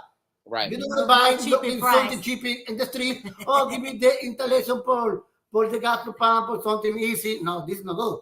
This is the problem. Right. Hey, okay, Miss Shiny, I'm gonna jump back on real estate. All right, I'm ready. We're gonna go through the process before we go. So we have 30 more minutes. Okay. Let's go through the process. I'm ready to buy one of your properties. So I say, hello, Miss Shiny. I'm ready to buy one of your properties. I want this 2-bedroom, 2-bath. What do I need to do? What's my next step? Well, the first thing you need to do is contact me, of course. Okay. Tell me what your intention is. And then we would start negotiating for the reservation to reserve the property, which is $2,000. Okay. $2,000. You would go to the attorney's office. They will prepare the contract for you, pay the $2,000. And then during that time, which you have 30 days in order to do your due diligence, whether you're checking out the company, my company, you'll be checking out the property, the title, everything that you need to do as far as due diligence. You also need to obtain financing if that's the route that you're going to take. Or you Gotcha. need to say, how you're planning on paying for the property. Okay. So I don't know, and we're still acting.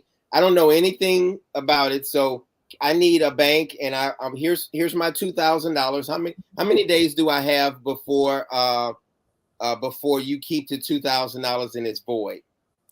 Okay, so really it's not voided.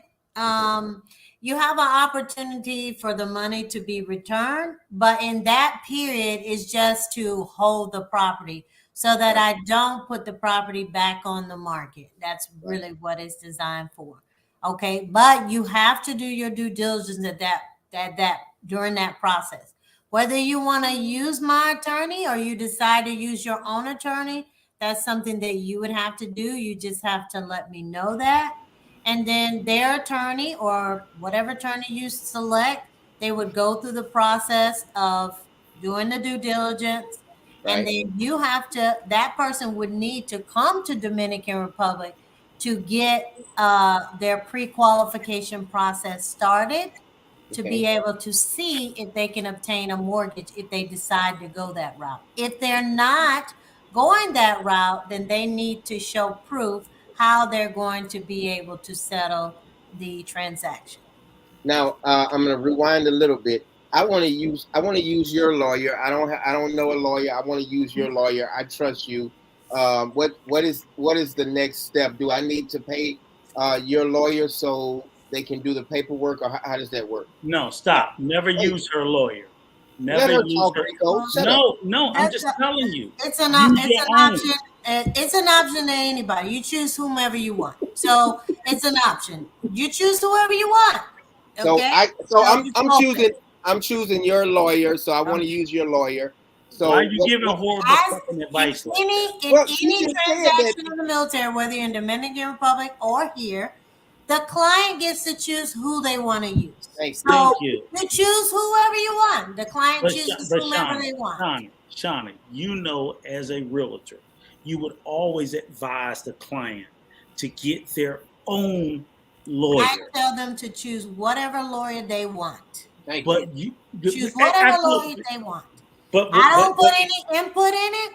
I don't put any input in it. Is it unethical? No, it's not unethical. It's not unethical for them to use the same lawyer that you use. That the buyer and seller use the same lawyer. You can say that, but that's done that's done here. No. He acts like it don't happen. It happens. Okay. That's done here in the States. Yeah, okay. You go to a builder, right? You go to a builder, they tell you what companies they like you to use for financing. They tell you what closing attorney they would like you to use, but you ultimately have the choice to choose whomever you like. Just like for your insurance, you have the option. You can use their home inspector or not. You can use their insurance company or not. It's an option. But Johnny, using a title agency and using an inspector is one thing. Using a lawyer, it's open. It's even open here. It is absolutely open, but it is. So I'm not gonna tell them to go use XYZ attorney. No. I don't know that. I don't know these people. No, I'm saying it's open. That's all I'm saying. Okay. I love your comment. That means. I'm not saying you exclusively have to use my attorney. If you want to. I'm saying it is unethical. You choose your own. It's open. All I'm saying is in a real estate transaction, it is unethical. No, for a buyer and seller. No, it's not. It's not unethical to me. It's not unethical to me to be the seller's agent and the buyer's agent. It's not unethical. I didn't talk about agency. Whatever. It doesn't matter. Here also, it's done that way here. You have the right. You have the right.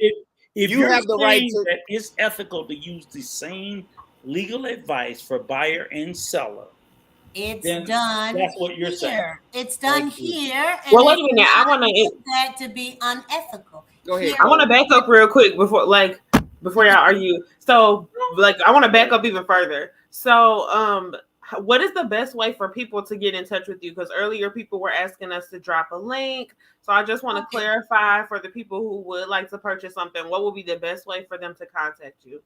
Okay. Johnny will put up the brochure for my projecto, and it'll have all the information that they want. Yeah. I'm going to put it on the community page right now. But if you all, everybody has my number, but I'm going to put it in there, and you all make sure you text me. So I've had 3 people reach out to me, and I always give, for the serious people, I give I ask, Miss Shani calls the person, and then we go through it like that, because of course you want to get your $5,000 discount. So call me. I'll give Miss Shani a call, and then we'll do it like today. I gave Miss Shani someone's number. She reached out to them. Now they're, I don't know what they talked about, but I know they're working on the next step. So but Miss Shani, let me go. Nicole, that was a great question. And my phone number is 225-409-8806. Cole, can you put that in the link down below? But I do want to say this: you have the right to curse Rico out and tell him he is wrong, Miss Shani.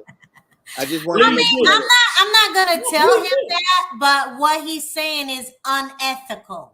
Then I think that is not the correct term to use, because it's unethical would be to say, you have to use my attorney or nobody else. I'm not saying that. That's not what I'm saying. This is what I'm trying to explain to him, that you can use whomever you choose. Yes. You can use whomever you choose. It's open. Okay? It's open. But you have to understand, I cannot verify anything from another attorney. Okay? I don't know. So I'm not responsible, okay, for that attorney. Because I know a lot of people come here and select attorneys and they rob you. Okay? Right. So unethical means I can't vouch for all of these other people. I can only vouch for who I know, who I've transferred thousands of dollars to. Contracts for me, and they've done successfully. I can only vouch for my attorney. But if you choose someone outside of my attorney, that's on you. So if they take your $40,000, don't come back to me. Right. Can I be clear? Just because of the fact that I've been working in the legal field for almost 40 years. Unethical. I'm not trying to argue it on that point. But all I'm saying to you is, I just explained it's open to use whoever. I'm not telling people to not use outside attorneys, including your attorney. And that's it. I didn't. It's not unethical. What I'm saying to you is not unethical. No, what I'm saying is, I'm not saying that you're telling people not to use it. When I use the term unethical means not morally correct. Meaning it's not morally right. Meaning how you got to understand that. What you feel like is no, it's not my feeling. It's me giving you the legal definition of unethical, because I've been working in the legal field for nearly 40 I'm not going to argue with you, and I'm not going to go back and forth with you about this point, because I've worked in this field for 20 plus years. Okay. So in this field, okay. The mortgage real estate field. Go ahead. Mortgage and real estate field. If you want to talk United States, we'll talk United States. When you talk to Dominican Republic, it's wide open. I know the Dominican Republic. So you can fuck anybody in the want to do in Dominican Republic. There's no regulation on nothing. I'm operating exactly how I operate here in the States. Exactly. Okay, I accept that. I accept that. So if you want to be the seller's agent and the buyer's agent, then you can. That's what I'm doing. I am the seller. I stand corrected. I can be the buyer's agent. Okay. I stand corrected in the ethically, you can do that here in the States. Ethically, as a seller, okay, I can refer you to use a bank. I can also refer you to use an attorney. You, as the owner or the buyer of the property, have the option to say no. Yes. It's up to you. That's all I'm saying. That's it. That's it. That's I it. agree. So I'm not practicing like they practice in the Dominican Republic, because in the Dominican Republic it's Thank you. wide open. Yes. Wow. And that's all I was pointing out. So you got to Okay. understand that I work for the federal government, and I have a real estate license in the state of Georgia. Okay, so I am bound. No matter what I do outside this country, y'all gonna come get me. Okay. So I'm bound to work ethically because of my position. Whereas you go meet Joe Blow in Dominican Republic, they do whatever they want. They can hide in the bushes, and you ain't gonna find them. Okay. They can say you shit they don't own.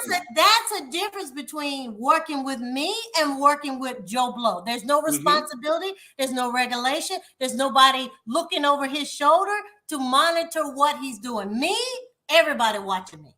Okay. So that's the difference. So this is a little bit of money. So this is not worth me going to jail for. Number one. Okay. Right. I'm here to help. I'm not here to take anybody money. If you want to come to Dominican Republic and you want me to assist you because I have experience doing that, I can help you. Yeah. Okay. If you want to come to Dominican Republic and go call Joe Blow, this person, the other, don't call me later crying because somebody stole your $50,000, because I can't help you afterwards. I can only help you initially, and not just for this transaction. It could be for any transaction that you do in the Dominican Republic. Yeah. It's not worth me going to jail for, because I work for the federal government. They come back and get me. It's just not worth it. So, like I said, again, I'm going to reiterate, you choose who you want, whomever you're comfortable with, but just understand the costumbre, how people do things here are not ethical. That's right. Enrico does. Okay, so Enrico does agree with that. Can I finish? Because I sat back and I was quiet and I accepted that. And okay, that's all I'm saying. I don't want to go back and forth with you. I don't want to go back and forth with you because a lot of people in the United States, they don't understand how things are operated here. There's no licensing here in Dominican Republic. So they do whatever they want, and nobody's looking over their shoulder to make sure that contract is written, that money is collected, everything is paid. There ain't nobody looking. And I agree with that. Can I finish just one thing? And I would just say this. The reason why I said what I said was because to the buyer who's going to look over your shoulder and watch your ass is your own. That is correct. Let me finish. Let me finish. I didn't interrupt you. Is your own attorney, not the attorney of the seller, but the person that you hire for your best vested interest. So I'm not even talking about your project, Shawnee. I'm talking about anybody's project. Anybody, Before you place down one motherfucking dollar, you go and hire an attorney that's watching your ass. I don't care what anybody else says, because that attorney works for you, not the seller, not anyone else.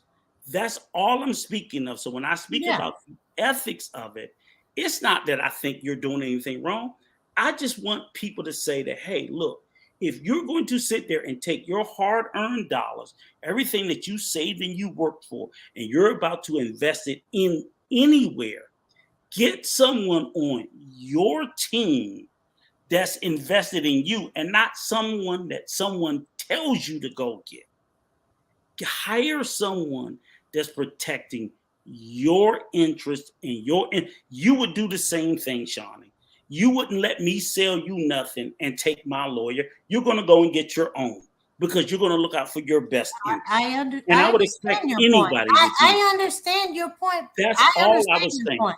Yeah. Oh, yeah, definitely. So I mean, literally, I'm not saying what you're saying. Right. So the concept that I was speaking of when I sit there and say is unethical is because even if I'm selling you something, I would tell you, hey, If you don't trust me, go out and get your own, because Exactly. I That's believe why I I'm said. honest That's in why I what I'm said you doing, choose your and I own don't care attorney. if you This check is why I behind me. said that you choose your own attorney. I don't care if you check behind me. I'm not even going to recommend someone to you. Go get your fucking own, because I'm honest about what I'm selling. So I don't want you to work with me. I want you to go get your own, because I'm honest with what I'm doing. Yeah. And if someone is not willing to push you that way, you need to pause and say, well, why do they want me to work with their people instead of me going to get my own? Just pause. It's going to cost you a little bit more. You're going to pay more. Absolutely. But you will feel better about your fucking decision than if you sit there and you just, because too many people, you said it's wild, wild west. I cannot tell you the list of people who have been fucked over in the DR buying property that the people sold them, they don't even fucking own.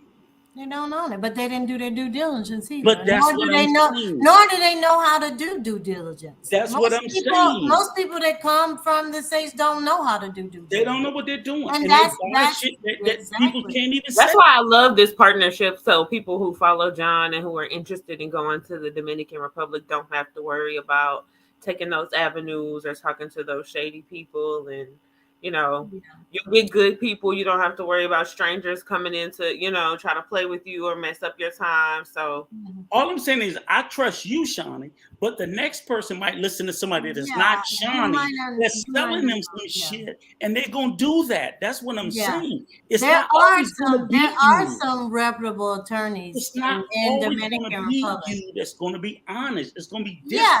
people I mean, that's selling just it. understand that there are lots of reputable attorneys in Dominican Republic that a lot of people use on the North Coast. I know for sure. But just understand that when you select those reputable attorneys, you're going to pay 5 to 6% for the percent of whatever the transaction is. But you're safer. Yeah, you're safer. Yeah, That's all you're I'm safer. saying. Yeah. And everybody, I mean, that's just, common sense just to use your own attorney. I mean, like I said. Thank you.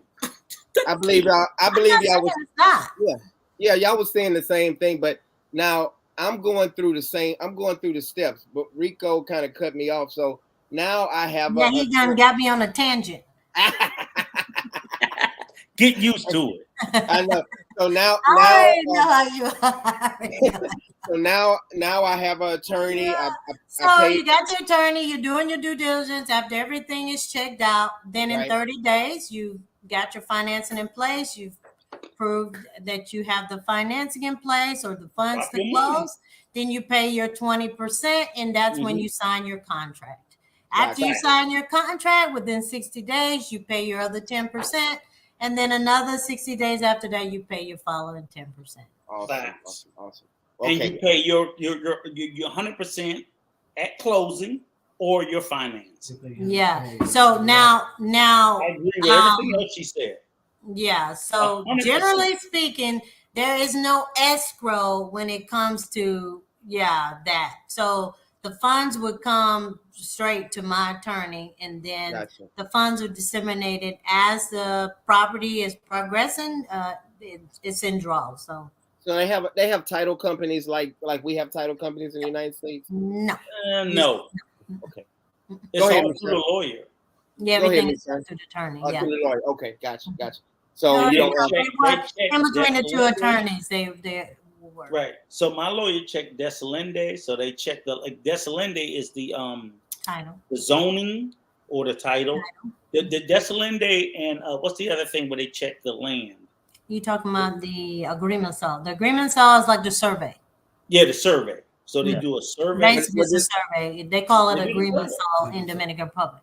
As a matter of fact, you need to probably do two agreement saws before you decide on whatever property that you. Right. So we call it. Hold on, Rico. 1 second. I'm sorry, Rico. What do we call it in the United States, and what do survey? A survey. Okay, and then we in the Dominican agreement saw. Agreement saw. Okay, gotcha. So basically, even when you buying land, like the problem that I found out was people were saying like when you buy land, some people have like big tracts of land. and it'll be like a farm, and it'll be like divided up. And you think you bought a piece, but the land was never divided up. Right. So, they have to do that. They have to get a demarcated title in order demarcation. Yeah. So they have things like, and they have issues. They have so many land issues in the DR because, which I found out, like inheritances. Like, so for example, if Shani and Geronimo die, right, and they own a bunch of land, the land, you would think they could like, oh, I'm gonna give it to this one person. Yeah. But by Dominican law, it's divided among all the children. Yeah. It's weird. So even for them to sell a piece, they need the permission of everybody. So the shit is weird. It's just they have to go and they have to go get a demarcated title and split it up amongst the children. Weird. Yes.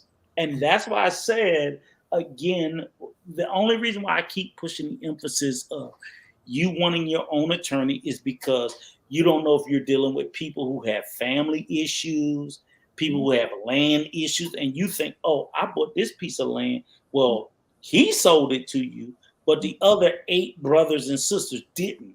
So do you really own it? Right. And you got to make sure that the deslinde and the title and everything's clear. There's no taxes owned. You got to make sure all that shit is cleared before you can buy it. And if you don't, and you don't know, and you just trusting something somebody told you, you're gonna be screwed up. Now you're right. You're tied up in court with their asses. So that's why for me, I'm always about get your own lawyer, pay them, and say, look, I don't give a shit. I want to know 1,000%. Yeah.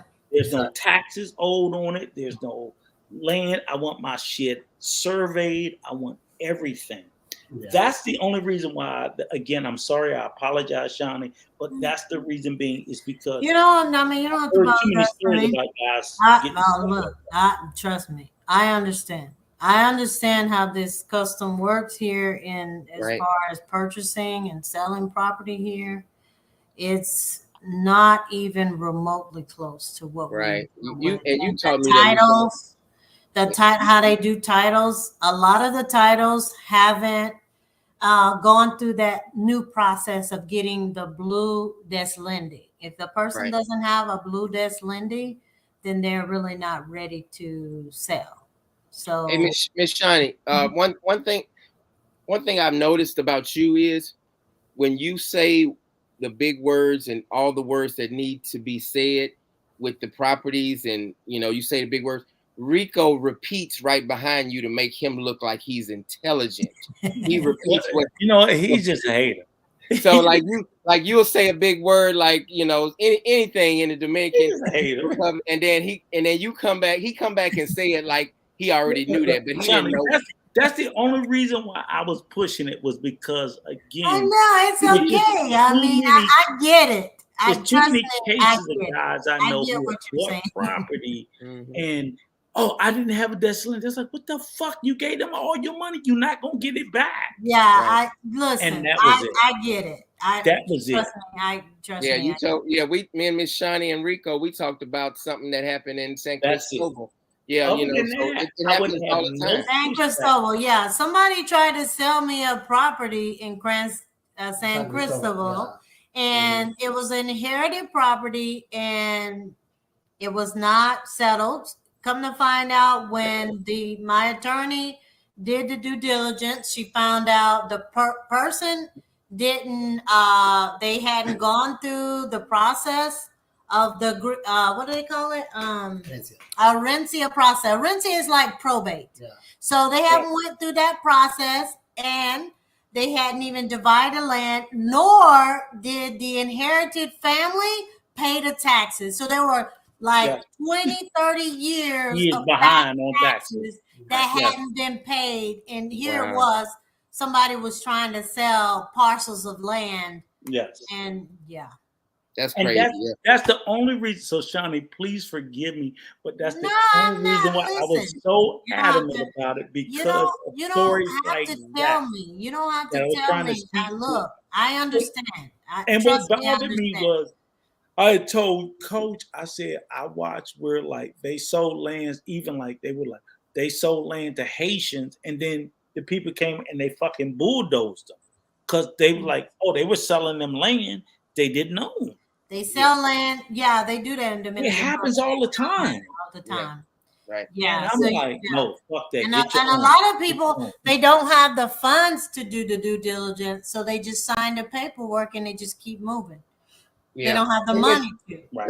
Let me tell y'all this real quick, and I told Rico about it. I think I might have told you, Miss Shani, but my my soon to be wife Dominga, her kids are living in the house that they kind of built, and that house they just built on a piece of land, and that and the land doesn't belong to them, but Dominga's ex-husband, he wants to move in with his new family and his new wife, and he's telling them to kind of get out, and so I'm trying to see what you think I should tell him, Shani, as far as that, because so he has a baby, she has a baby boy, that's Jordan, that you always see on the channel, and then it's the two sisters that live in the house, but he's trying to tell them to get out, and I just don't know what to tell her, because she wants to stay and they can't afford, to pay rent at a place. So what do you think? And maybe your husband might be able to help. Is Dominga staying there or just her children? Oh no. Dominga lives with me.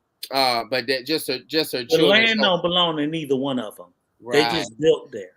Mm-hmm. They just built it. They just built on anybody's land. That land belonged to some damn body else. The land belongs to the government. But thank you. Generally speaking, when two people are in a relationship, I think it's more than 6 months in the Dominican Republic, they're married. Mm-hmm. So she's married to that man, and they don't need a paper to say they're married. Generally, when they're in a divorce process and they're in a common law. I'm sorry. Let me say this. Right, let me say this, Miss Shani. Hold up. I'm sorry, Miss Shani. Hold on. Most of the time, everything goes to the wife. So technically, if she wanted to go to court, she need to go to court because they're gonna most likely give her that property, even though she don't own it. Oh, really? Okay. They do. I'm just saying, it's common law. She need to go to court. But Shani, the land doesn't belong to either one of them. It don't matter in Dominican Republic. Right. They're common law. That's his wife. That's his wife. Even though they're not together anymore, that's his wife. But listen, Shani, he never owned the land. It don't matter in Dominican Republic. So let me ask you a question. Yeah, it don't matter in Dominican Republic. So let me ask you a question. Mm-hmm. So what you're saying is, in the DR, I can squat on someone else's land. Yes. Someone else's. I'm gonna squat on Geronimo's land. Yes. It's not mine. I'm gonna squat on it, and I'm gonna build a house. Mm-hmm. And after you lived in there 6 months, me and you own Geronimo's land. What I'm saying, not that you own my land, because I never owned it. What I'm saying to you is, if the person that owns the land, which 9 times out of 10 is probably government land that they just squatted. Right. Okay, if it's government land that they squatted on, there's a process that they can go and get a title for that, right? Okay, so but they got to get a title for the land. That's another process. But she needs to go to court because she's married to that man, and because she lived in that house with that man. Technically, they give her the house. Let me say this. Hold on one second. Belongs to her children after that. Hold on. Let me say this real quick. Hold on, Rico. That land. Hold on, Rico. Let me say this. I'm sorry. Let me explain to my husband. Let me just explain a little. Okay. The Dominga and Esposo in the La Casa. How many years did they live in the house? Oh, but let me say this real quick. They not married on paper. I just want to let you know. I understand that. They don't need it. They don't need that. I just want to let you know that. Okay. 10 años. 10 años. What's your question? So they living together 10 años in una casa. The La Casa terreno is no persona. It's the government terreno. Yeah, okay, they do construction on La Casa. Okay. Now they separated. Yeah, okay. Domingo's hijas in La Casa. Yeah. The ex-esposa say he want them out, afuera. Yeah, no, because you want to know. No, I told you. I told you. Who owns the property? No. Listen, you want it, I can explain to you. No. No, it's whatever the people want. No, I like this. Question. No. No. Entonces, who owns the property though? It don't matter. It don't matter. In Listen. Dominican Republic, it don't matter. So No, I'm trying to listen. explain to you. No, So He's trying to explain to you now. It don't Listen. matter. you Hold on, leave it, Rico, listen. Go ahead. you leave it, sorry. Okay, you leave it to whatever people married, whatever, more than 1 year. It's one example. It's down this. But the 1 year, you leave one person together. This person separate, you have children with this person, okay? And you separate this person. Basically, you don't need to have a paper saying you're married with this person. It's automatic. It's automatic, Maria. It's automatic. Married. Okay. You separate. You not can take out the children and the mother of this house. No. The government help you with the children and the mother. Right. You need to pay. If you want to go out one child support for the children and the mother, installation in one house separate, and you pay, or you have to sell in the house, you give it like the half, the value of the house, yeah. The Domingo. But you go out. Geronimo. Let me, entonces. Okay. Just you go to government land and build casa. See? Do you own the casa? Mm-hmm. Yes and no. Yes and no. Yes and no. See, because I'm like, You gotta get United States out of here. No. Forget it. Yeah. I'm trying to explain to you. But Take I your want thought process of United States out of your mind. Clear I it. want him to Clear it. explain You gotta to clear me. it first. You gotta clear it because it doesn't make sense to us. You gotta clear it. Okay, When but you I want clear him. your thought process of United States out of your mind, then Okay. you'll understand what we're trying to say. But I It's want not him the to. same. I It's want not him the to same. explain to me how a Dominican will go and land on Dominican land that he never purchased Exactly. and gain ownership. They can.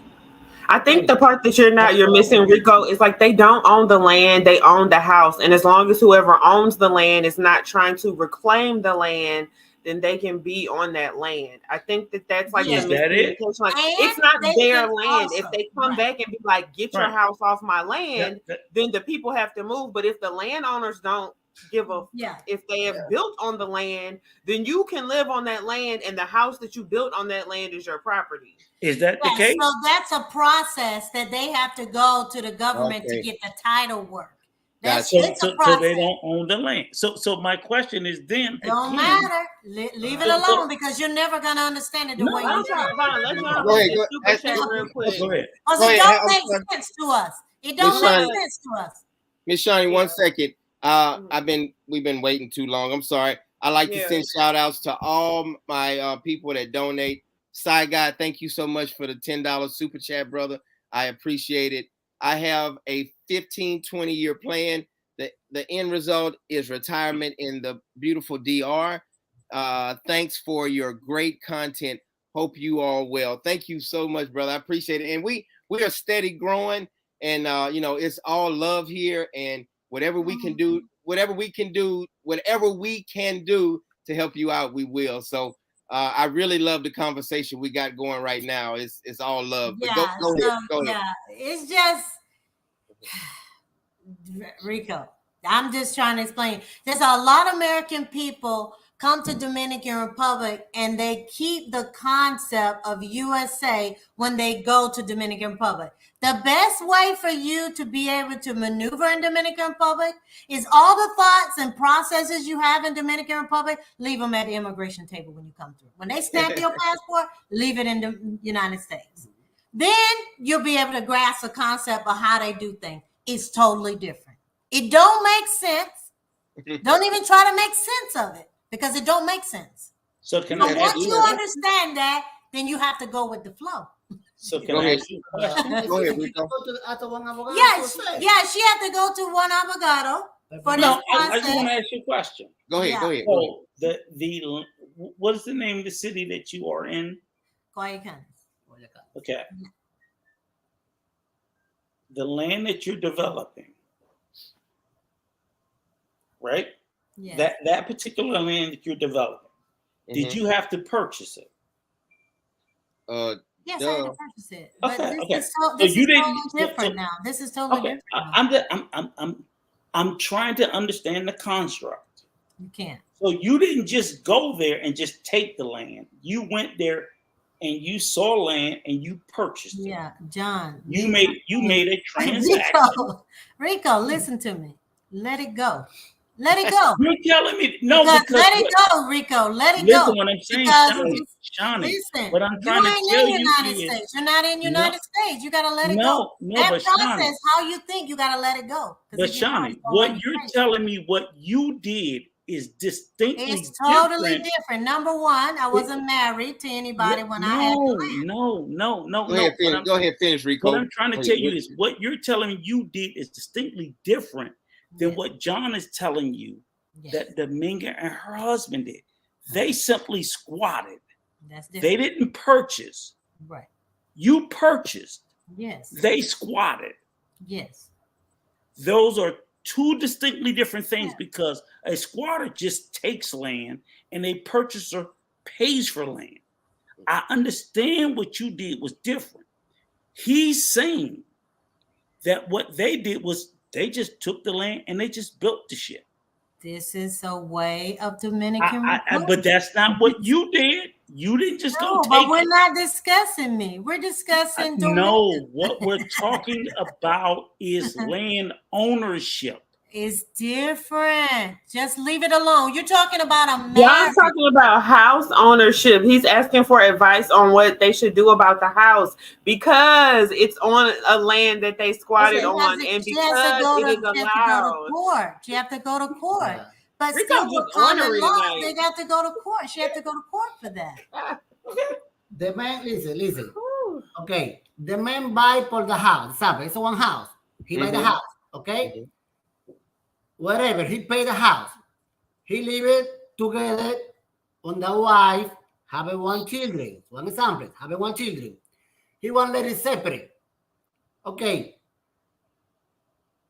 And ¿cómo se dice? Okay, in the country say when you go to the court, you have the hat is like hat the valuation is for your children. Hat is for your wife or ex-wife. You don't can separate. You say I'm not going to give it nothing for my wife because I'm separate. You know, because she live a long time for you. She working a long time for you. She cook. She help you to do whatever you need at this time. You know, and the baby too. It's like you got to pay like this retire. You understand? Okay. Only the hat is for you. You can sell in the house and pay the whatever you need. They pay the court the same. Not that you want. It's the court the same. Or you can say, okay, I have a someplace two house. I have a two house together in this time. Okay, I give it for you one house. This is your house. The other one is my house. Yeah, it's it. That's it. Okay, like this, it's okay, it's good. It's one, ¿cómo dice acuerdo? One acuerdo? Did you say? It's like an agreement. It's like an agreement. I'm gonna say this. I'm gonna go a little deeper. So, Dominga is upset because I told her, and the girls are getting frustrated. He keep on saying get out, and he's not paying the electricity, and he's causing havoc with the girls, and the girls really do want to get out, but Dominga, she's saying, hey, no, but if he sells it, I want to sell it, and I want to get half of it. I was like, baby, I think that's gonna be a headache. So what's in your opinion? She really keeps saying, John, I want to sell it. I want to sell it. I was like, I don't know if you can sell it or not because it's a lot of process that she has to go through in order to Mhm. get to that step. Okay, number one, she don't, because she don't own it, she have to go through the process of getting permission from the government to see if they will give her a title. That's a process, and that costs money. So she's gonna be spending $2,000-3,000 in order to get that, go through that process to get the title. Then after that, then she's gonna have to go through the agreement salt court to start separating, dividing the property. So that's it's not worth. And you know, she's at the end of the day, it's not worth it. If it's not a $200,000-300,000 house, leave it alone. Just walk away. Thank you so much, because, and I might have you guys to talk to her later on, because I think she's just pissed off because she does not want him to like have his way, and she's like, I get it. So what she needs to do is confide in an attorney. I mean, if you want to use my attorney, I'll refer you to Anilda. You can call her. She'll explain to you the process. You do a consultation with her. She'll explain to you everything you need. And then she'll tell you how much it is. Yeah. I mean, you need to speak with an attorney. So she does have they both have some type of control, even though the land is not theirs in the house. Okay, wow. That's just so weird. It's totally different from the United States. It is. Yeah. That's crazy. Yeah, so I told her, like I was telling Rico, I told her that I don't want to go through that mess. Just let them have the house, you know. Yeah, but to Dominicans, $50 is a lot. They'll fight about $50. That's true. Yeah. I mean, to you it's nothing, but to them it is. Right. You know? What? It's okay. I refer him to Nilda. Yeah, it's better for you to talk to her. Yeah, she'll explain to you much better. I mean, we just know some things. We don't know all things, but you need to talk to an attorney. Right, and like Quan said, he's trying to kick his grandson out. The baby boy is in there, and he's just like he needs them to get out. You know, so yeah. So I think I think I'm gonna definitely. I'm gonna call the lawyer. I'm gonna call your lawyer, and then we'll go from there. Yeah. So, Rico, do you see something different from what? And I'm being serious. No. Do you see? No. You don't see different. What? No. I mean, consult the attorney, but no, I see nothing different. Yeah. Okay. Yeah. I'm just being honest with you. No, you want me to sit there and bullshit you and tell you that I do? No. I'm just asking because it's just. I'm just saying that I don't see how you can claim ownership of a property that you never paid for. But if in the DR it's different, I've seen it's a different world. I've seen the opposite side of what you guys are saying. Right. So literally, I've seen where people have squatted on property they did not own. Right. And that the landowners came in and told them get the fuck out, and then they didn't leave. That the landowners bulldozed their shit and they didn't get anything. Yeah, but a lot of times if the government don't want the property at the time, all I'm saying go through that process. Right, and I'm saying there may be differences. I'm saying that's the difference I saw. You guys are telling me that people can squat on land and they have some sort of title or ownership. And I'm saying apply for it. Again, I don't know, but I've clearly seen instances and cases where people have squatted on land that they did not own, and the landowners came in and bulldozed their shit and said, "Bye, I didn't tell you to build it. Get the fuck out of here." That is the case, and when an owner, that's all I'm saying. That is possible. But that's all I'm saying. About the government land is different. I don't know who owns the land that he's talking about. I don't know if it's government land. And I don't even. The person is not claiming it, then it's but they don't know that he doesn't know who owns it. All he knows is he will find out once he hires an attorney. He'll find out. Yeah, which is fine, and I agree with that. That's what he needs to do. Find out who owns the property. The only thing he told me was that Dominga doesn't own it and her husband doesn't own it. Right. They don't know who owns it. It could be owned by private. It could be owned by government. It could be owned by fucking Martians. Somebody But at the end of the day, I told him they don't own it. He knows that they don't own it. So I'm like, what the fuck are they gonna do about it? They don't own the land. Yeah. And I really believe, I mean, it's a 10 So room. spend $5,000 hoping the government owns it, but maybe a hotel owns it. I don't know. But he just needs to go seek attorney, a legal advice. I don't even think we're gonna do that, because the house is a 2-bedroom, 1 bath, and it's a tin roof. It's hot. It they just put. You gotta be willing to spend $50,000 to find out. Go ahead, find out. No, hey, you gotta know. Dominga gotta know. Dominga gonna have her own money, because I'm not spending a dime to research it. You gotta know. Spend at least $50,000. Find out. You gotta know. That's all I'm saying. Yeah. That's all I'm saying. Let me borrow. I'm just like, at some point.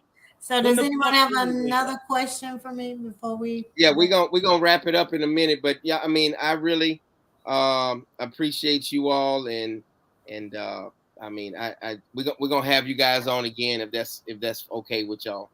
Okay. Yeah, that's good. We're gonna go ahead and wrap it up, but Rico, go ahead and give your final thoughts to Miss Shani and her husband. Miss Shani, I'm sorry if I seemed a bit abrasive. I apologize. I am just a natural born asshole. And I say that genuinely and honestly. But again, I even said the same thing with Nicole. Is again, I try not to be advantageous but the bottom line is I try to cut through the BS, because I like people to cut through the BS with me. So when I have a conversation, I don't want people to sit there and just if I'm talking some bullshit, shoot through it, cut through it, give me the wrong, make me be honest and not tell you what you want to hear, whatever you want to know about me, force me to confront the shit. And if I don't stand up and I fold, then I don't stand up and I fold. I agree with that. So again, I think I think Catalia is a great project. Mm-hmm. I think it is out of this fucking world. Yes. You know, the Wandolio and all that. You know, I think your real estate venture is solid. Again, I only talked about, but you know, the attorney thing, because I would say that for anybody, U.S., overseas, anywhere, go get your own shit. Have your own people, your own camp. Vet me. So in other words, if I'm selling you real estate or anything, I want you to vet me. I want to be vetted. And if I don't withstand the scrutiny, fuck me, move on. I deal with that, because it'll make me a better business person. That I haven't measured up to what you're asking for. So again, I didn't say anything that I said to try to break you down or break you and your husband. I love your story. I love your background. Again, Catalia, in spite of her being a killer, assassin, I love it. I'm a big Zoe Saldana fan. Yeah. No, seriously. I like the name. I love the project, but I love it even more when I work with people who can be vetted and withstand scrutiny and don't wilt from it. And I think you did. I think you stood in the cauldron. You know, you pushed back on me like, fuck you, just that. Hey, I'm Navy strong. I love it. I mean, I'm sorry if I came a little strong. No. We all family. We all family. We family. No. Look, see, I mean, I understand where you're coming from, and like I was mentioning to you before, real estate is not for everybody. It's one of those things that you got to have tough skin in. And especially in Dominican Republic, you got to have 1,000 times tough skin. Things that you want, what you anticipate, time frames, everything. You just got to, when you come through the border of Dominican Republic, throw away your concepts and your ideas about what it is that you want, how things are in the United States, because it's not going to be that way in Dominican. You did more to pass my test because of that than not because of that. Because see, Coach be, oh, everybody get no. I want, if in other words, if I had $1 million and I wanted to invest, I want to invest with someone like you. Yeah. Mm-hmm. I would say, you know what? I'm gonna give her $1 million. I'm gonna invest with her. But I'm also gonna say again, I would tell all my buyers, go get your fucking own attorneys. Get out of my face. Because if you win or lose with us, you're not gonna come cry to me. You got your own. That's it. I don't care. But that's the only thing. But again, I love your fresh breath of honesty. And again, it's nothing wrong if someone wants to use us, but it's like, I don't want anybody to feel like, okay, we're taking advantage of them. I'm like, look, I believe in our product. Yes. Period. Mm-hmm. I think your product is fucking outstanding. I think Catalia, the area, I can't say it, Guayacane. I think it is a great space. It is a great area. I think I love it. Mm-hmm. So that's why I said that one little thing, like, no, tell them, get the fuck out of here. Go get your own. But guess what? Yeah. We're the baddest motherfucking property that you can get right now. We in full stop. Yeah. Our property. It's crazy. Your property is that good. Your property is rock solid. It's a good place. That's why I asked about what was the area was about. What was the property was about. What was it's a rock solid property. Mm-hmm. Lean into that and fuck all that other dumb shit. Yeah. That's stupid because they're gonna get their own. But your definitely they're gonna get their own. And I tell everybody that wants to purchase in Dominican Republic, not just Dominican Republic, any place that you decide, get outside of the resort. You get a chance to be a backpacker and travel all over the country, visit different towns, different cities in Dominican Republic.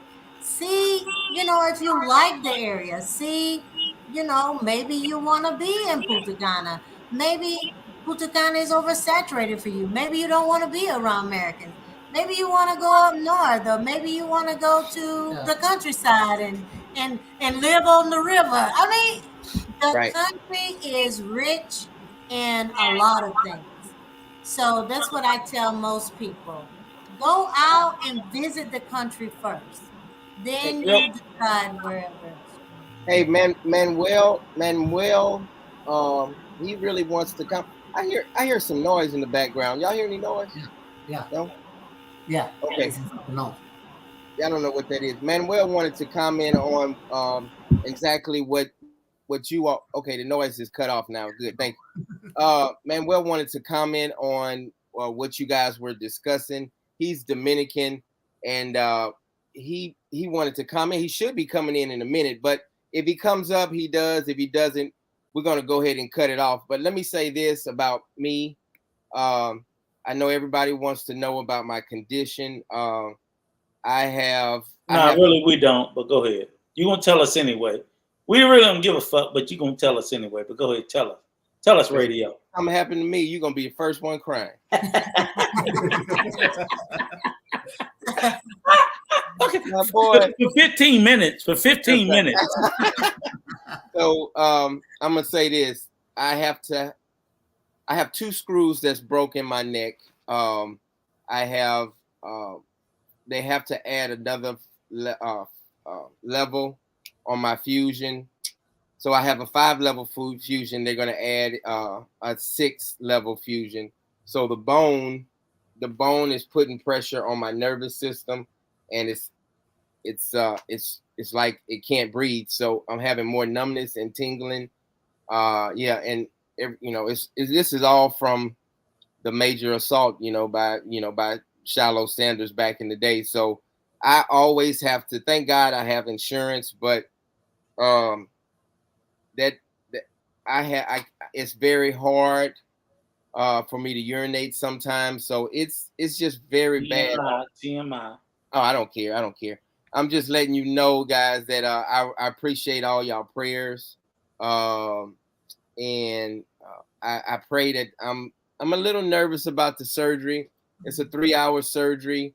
They have to go in and take the old fusions out, and they have to build a cage and have to put a new 6-level fusion in. So they estimate about 3 hours. And then he said I'm gonna have a tube in my throat for about 3 or 4 days because they have to suck the blood out from the surgery. So yeah, I thought this was over with, but it's not. And I just thank God. And I'm a little nervous. I've had little small procedures and things like that, but this is the biggest procedure surgery that I'm gonna have. So I just want y'all to pray for me. And Friday morning is my surgery. So as soon as I wake up and start moving around, I'll make sure I text the whole Dominican Real family and let y'all know how I'm doing. Okay. All right. So everybody in the sound of my voice. Okay. So I'm going to pray. Let me just say this. And Miss Shani and Mr. Geronimo. And again, you guys are new to the family. And I've been beat up before, but I'm gonna say it one more time. To all you hard-headed fuckers, okay? So when I sit there and I tell you guys that, look, we need to give Coach a break, okay? Stop pouring all of your, again, I don't pour my shit into him. This old salty radio looking fucker couldn't help me anyway. But I'm saying, people, stop pouring everything. And this man is going through a lot, okay? And if you love him, pull back and give him time to heal, okay? Sometimes John gives more of himself to us than we deserve. And I'm just sitting there saying, pull back a little bit. Give him a break. If you love him, if you fucking give a fuck about him, just say, hey, look, knock it off with your bullshit, okay? He gives his lives. We're here every Sunday, or as many Sundays as we can be. He does all his little climb. I'm always telling them, John, take some time off for yourself. Fuck everybody. Fuck the videos. Forget it. Just take a break and heal. Rest and heal. I'm constant. Oh, now I'm like, shut the fuck up. Heal. I am constantly, and I spend more time fighting him than I do helping him. And I just want everybody else in the sound of our voice to sit there and say that, look, if you love the brother and you care about him, just say, hey, look, hey, hope you're doing good. Yeah. Send my blessings. And then just fall back and shut up, John. Fall back and just say, hey, look. Because even when I sit there and I have my problems, and it's like, I'm not calling this brother. I'm not calling him knowing he's going through what he's going through. I'll take a break. You know what? My shit ain't that big because I'm good. I don't have the problems he had. I don't have the pains he had. So I'm saying sometimes take a blow, pull back, and stop pouring your shit into other people and let them heal, because John is he's a person he's a receiver. He receive. If I could pour all kinds of fucking toxicity into John and he would take it, but I won't do it. I will not do it because he's a receiver. Right. And I'm saying, as a giver, you motherfuckers can hold back on some of your giving. Knock it the fuck off. Stop being so toxic and stop pouring your poison out into other people. Stop. Right. Leave. Hey man, thank you so much, brother. And I have decided I'm gonna listen to you, Rico, because the doctor, they're gonna have a brace. Because I'm older than your ass, and they're gonna have a brace and a halo around my neck for 10 days. So I'm not gonna do any videos for 10 days. So that's all I ask you. So on Friday, So for 10 days, you might go ahead, Miss Shani. What'd you say? I said that's good. You need to rest. Yeah, thank you. I I keep guess telling you. Rico's right for the first time ever. He not listening. Thank you. So I'm gonna definitely do that. Is Manuel? Hey brother, how you doing? Hey, how you doing? Hey, Rico. Good. Yes, How you sir. doing? What- That's wait, let me say this, Mr. Newsman, Walter Cronkite. You have been fucking killing it with the news. News tomorrow. He got it. I wanted to say this, Manuel, is that when John first told me about it and I subscribed and like, okay, I was like, Manuel needs to be on fucking TV. He has been killing it. Yes. Not just, the way you've been delivering the news, not just the news you deliver, but the way you deliver it. It is, I'm telling you, as I sit back as a fan in awe, the professionalism, the way you do it, the objectivity, it's been so fucking impressive. And I told him to tell you. I don't know if he told you. His little cockeyed ass probably didn't tell you, but I'm telling you now while I got the chance. He didn't. He didn't. I have been blown away and impressed with the way you delivered the news. And I just wanted to publicly say this before everybody. You've done a great fucking job. And you just really have made the family look good. You've done 1,000 times better than me and old cockeyed John could do because your professionalism has been spot on. And I had to say that. But go ahead. Hey, Manuel, we're gonna wrap it up. We're gonna be real quick. And Miss shut up. Let him get his shine. Shut up, no. you hater. Go ahead, Manuel. Get your shine. Don't let him steal your thunder. No, shut up. Manuel, go ahead. What you got to say, Manuel? Go ahead, Manuel. Shut up, John. Go ahead, Manuel. Yeah, thank you. I really appreciate those words. And coming from you, is a great honor and a compliment. Yeah. Thank you. Appreciate it. Is that the Balderas family right there? Yes. Yeah, I recognize him. I know him.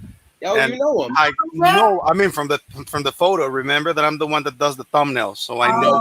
He does. Yeah, I know. Thumbnails. Yeah, I remember them exactly. Hi, Coe. Is that the pronunciation? Coe. Coe. Hey, yeah. So real quick, and then we're gonna get off. We're gonna get off after this. I have a question, and I'm not Miss Shania and her husband. You guys y'all said exactly what y'all had to say, but I just want to hear it from a different person. Hey, okay, Manuel. Let's just say I'm married to someone and I'm Dominican, and we don't own the house. We built the house. And it doesn't belong. The land does not belong to us in the Dominican Republic. What happens when the wife, she has children, and who gets the property, and what happens to the property, and who has the overcall, and what happens if in that situation? Did you have the land? Did you have the property before or after the marriage? Oh no, they never had it. They got it. They together. never had it. No. Hold on. They got the property together and they built on it. They just saw a piece of land on the side of the road and they said, "Hey, just took it." They just built. Let's just build. They just took the land, Manuel. Yeah, it's illegal. Thank you. Okay. Thank you. Okay, but I know it. We know it's illegal, but who gets? Yeah, that's. I never said it was legal. It is. Yeah. Explain to the Manuel how you steal land. Go ahead. I never said illegal, but it's done. Yeah, right. We never. Yes, it is illegal. We're not talking about the illegal part. We know it's okay. How you going to but I just wanted to make that point clear. So who gets the property if the husband and wife's she wants to keep the property for her children because the girls and her grandbaby, and he wants the property. So who has the overcall and what happens? Well, assuming the circumstances, I don't want to look at illegal. Let's just assume, okay, they did it, right? Right. If you marry someone, whatever you have is half and half in the Dominican Republic. And I'm sure that the Balderas family, they told you because they I know about land because I own land. I have land myself. That's what I know. But they know a lot more than me. I'm totally sure because they work real estate. But what I know, according to the law, if you marry someone and you get a property, if you divorce, it's half and half.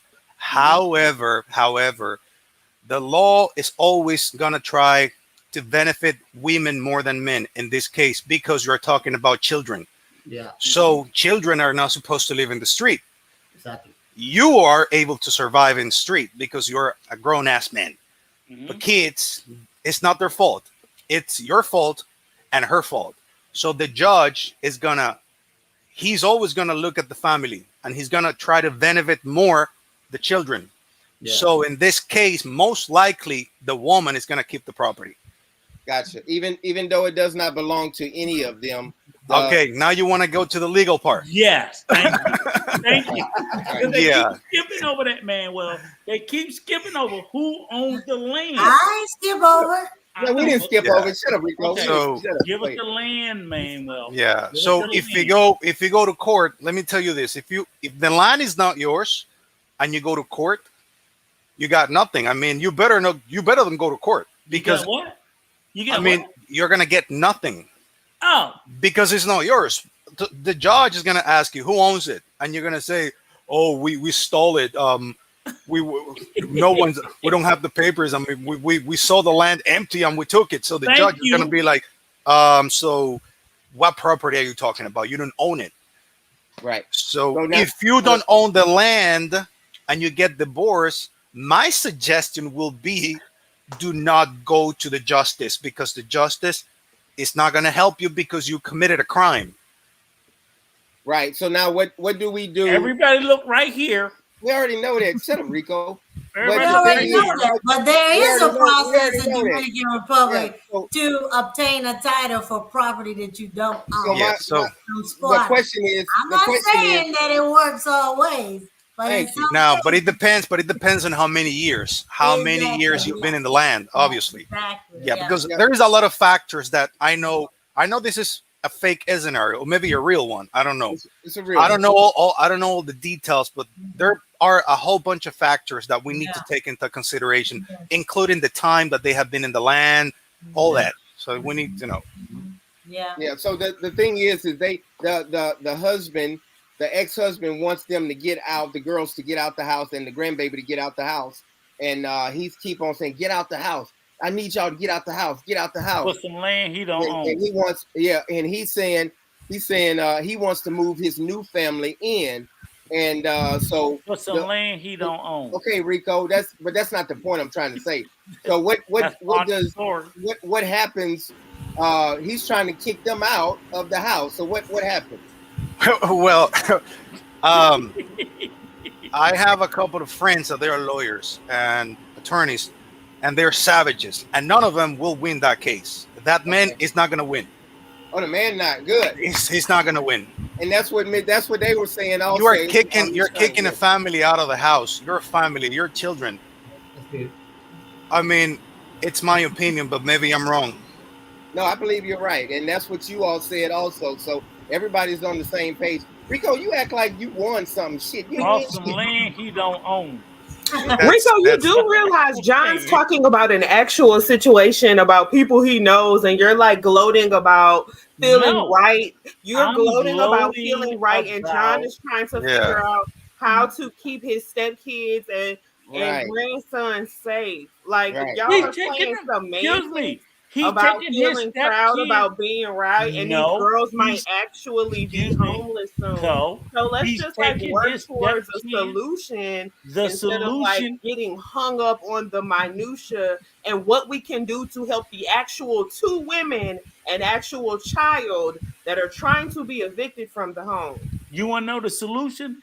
You cannot in the DR stay on land you do not You don't have own. the only opinion. We heard your That's opinion. not That's an all we opinion. heard. That's You a can legal stay on We're property, trying to but hear you what don't. Manuel has to say so we can offer some Okay, extra. go ahead, We Manuel. heard your advice. Yeah. Okay, go ahead. But you man. just put me on a trap because I don't know the story. I don't know the whole story. Well, we're not You're expecting just you to have like Yeah. all the answers. John Yeah, is but just I- trying to get some type of John understanding, needs to and go it would to be the- nice if we could just Yeah. hear John needs what to seek everybody legal can advice. say. Right. Fair- I You know. need to I seek legal apologize. advice. I apologize. Fair It's enough. okay. Yeah. All right, so man, You need to seek legal advice.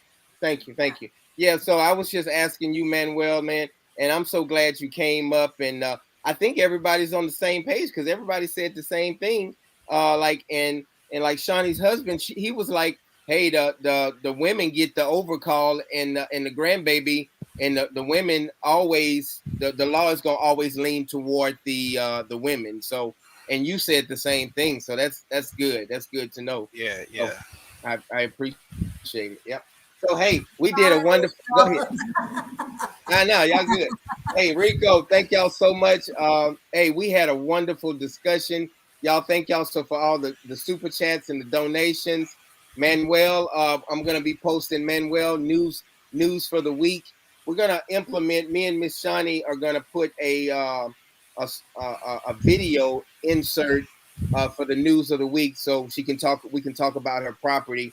That's coming up really soon. So I want to thank y'all so much for telling us everything. Rico said it 5 minutes ago. He said, we really love what you all are doing, and we're so happy to have y'all a part of the Dominican route. And Cole, everybody, we just growing, and I'm so happy that we can talk. And at the end of the day, everybody's helping one another out. So I want to thank y'all so much. Where you at, Rico? Are you in Punta Cana right now?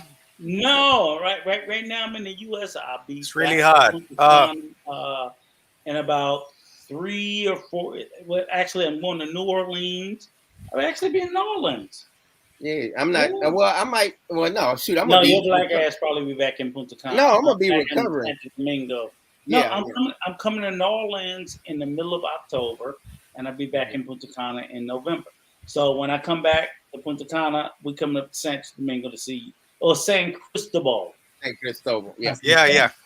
I'll be waiting for you. I would definitely make, because I was telling my wife I wanted to start going to other parts of the island other than Santa, because I've always been to Punta Cana, La Romana, Santo Domingo, but I wanted to go to like Las Terrenas, Samaná, Puerto Plata, Cabarete. I want to go to other parts of the island other than the border. I'm not trying to go nowhere near the fucking border. I don't recommend it. No, I'm not trying to go nowhere there. I'm not trying to risk that. Anybody want to do that? Y'all do that bullshit all you fucking want. I'm not doing that adventurous. You're right, Rico. But I do want to go to San Cristobal, San Pedro Macorís, just other parts of the island. So no, I just think it's we're gonna let our special guest have the final word, and we're gonna get off the channel at the same time. Cole, you have anything you want to say before I? Okay, all right, y'all go ahead, and we as much love. We can't spread out any more love. We thank y'all. So go ahead and give me your guys' last comment. I just want to thank everybody for giving us the opportunity to be on the show. Rico's crazy. He's special needs. I understand, exactly what Rico, the points that he was trying to make. I appreciate it. Me and my husband, we've worked very hard at this project. This hasn't been a walk in the park for us. We're taking it slow because this is our first project, and we want to make sure that we're doing everything in order, the way it should be done. And I'm just looking forward to us continuing our projects in Dominican Republic. Whether someone purchased the property from us in this project or in the future, or whether someone needs help and assistance with other things concerning real estate in Dominican Republic, we welcome you to come and ask us questions. And we're just looking forward to continuing working with you, John. I appreciate it. Thank you so much. I appreciate it. Y'all take care. Hey, Manuel, you have anything to say before we go? I love the kitchen in the back. I love it. That's beautiful. Looks nice. Hey, y'all take care. Hey, y'all have a good night. Good night. God bless. Make peace be still. Okay, good night. Okay, bye-bye. Thank you. Bye, everybody. Okay, bye-bye.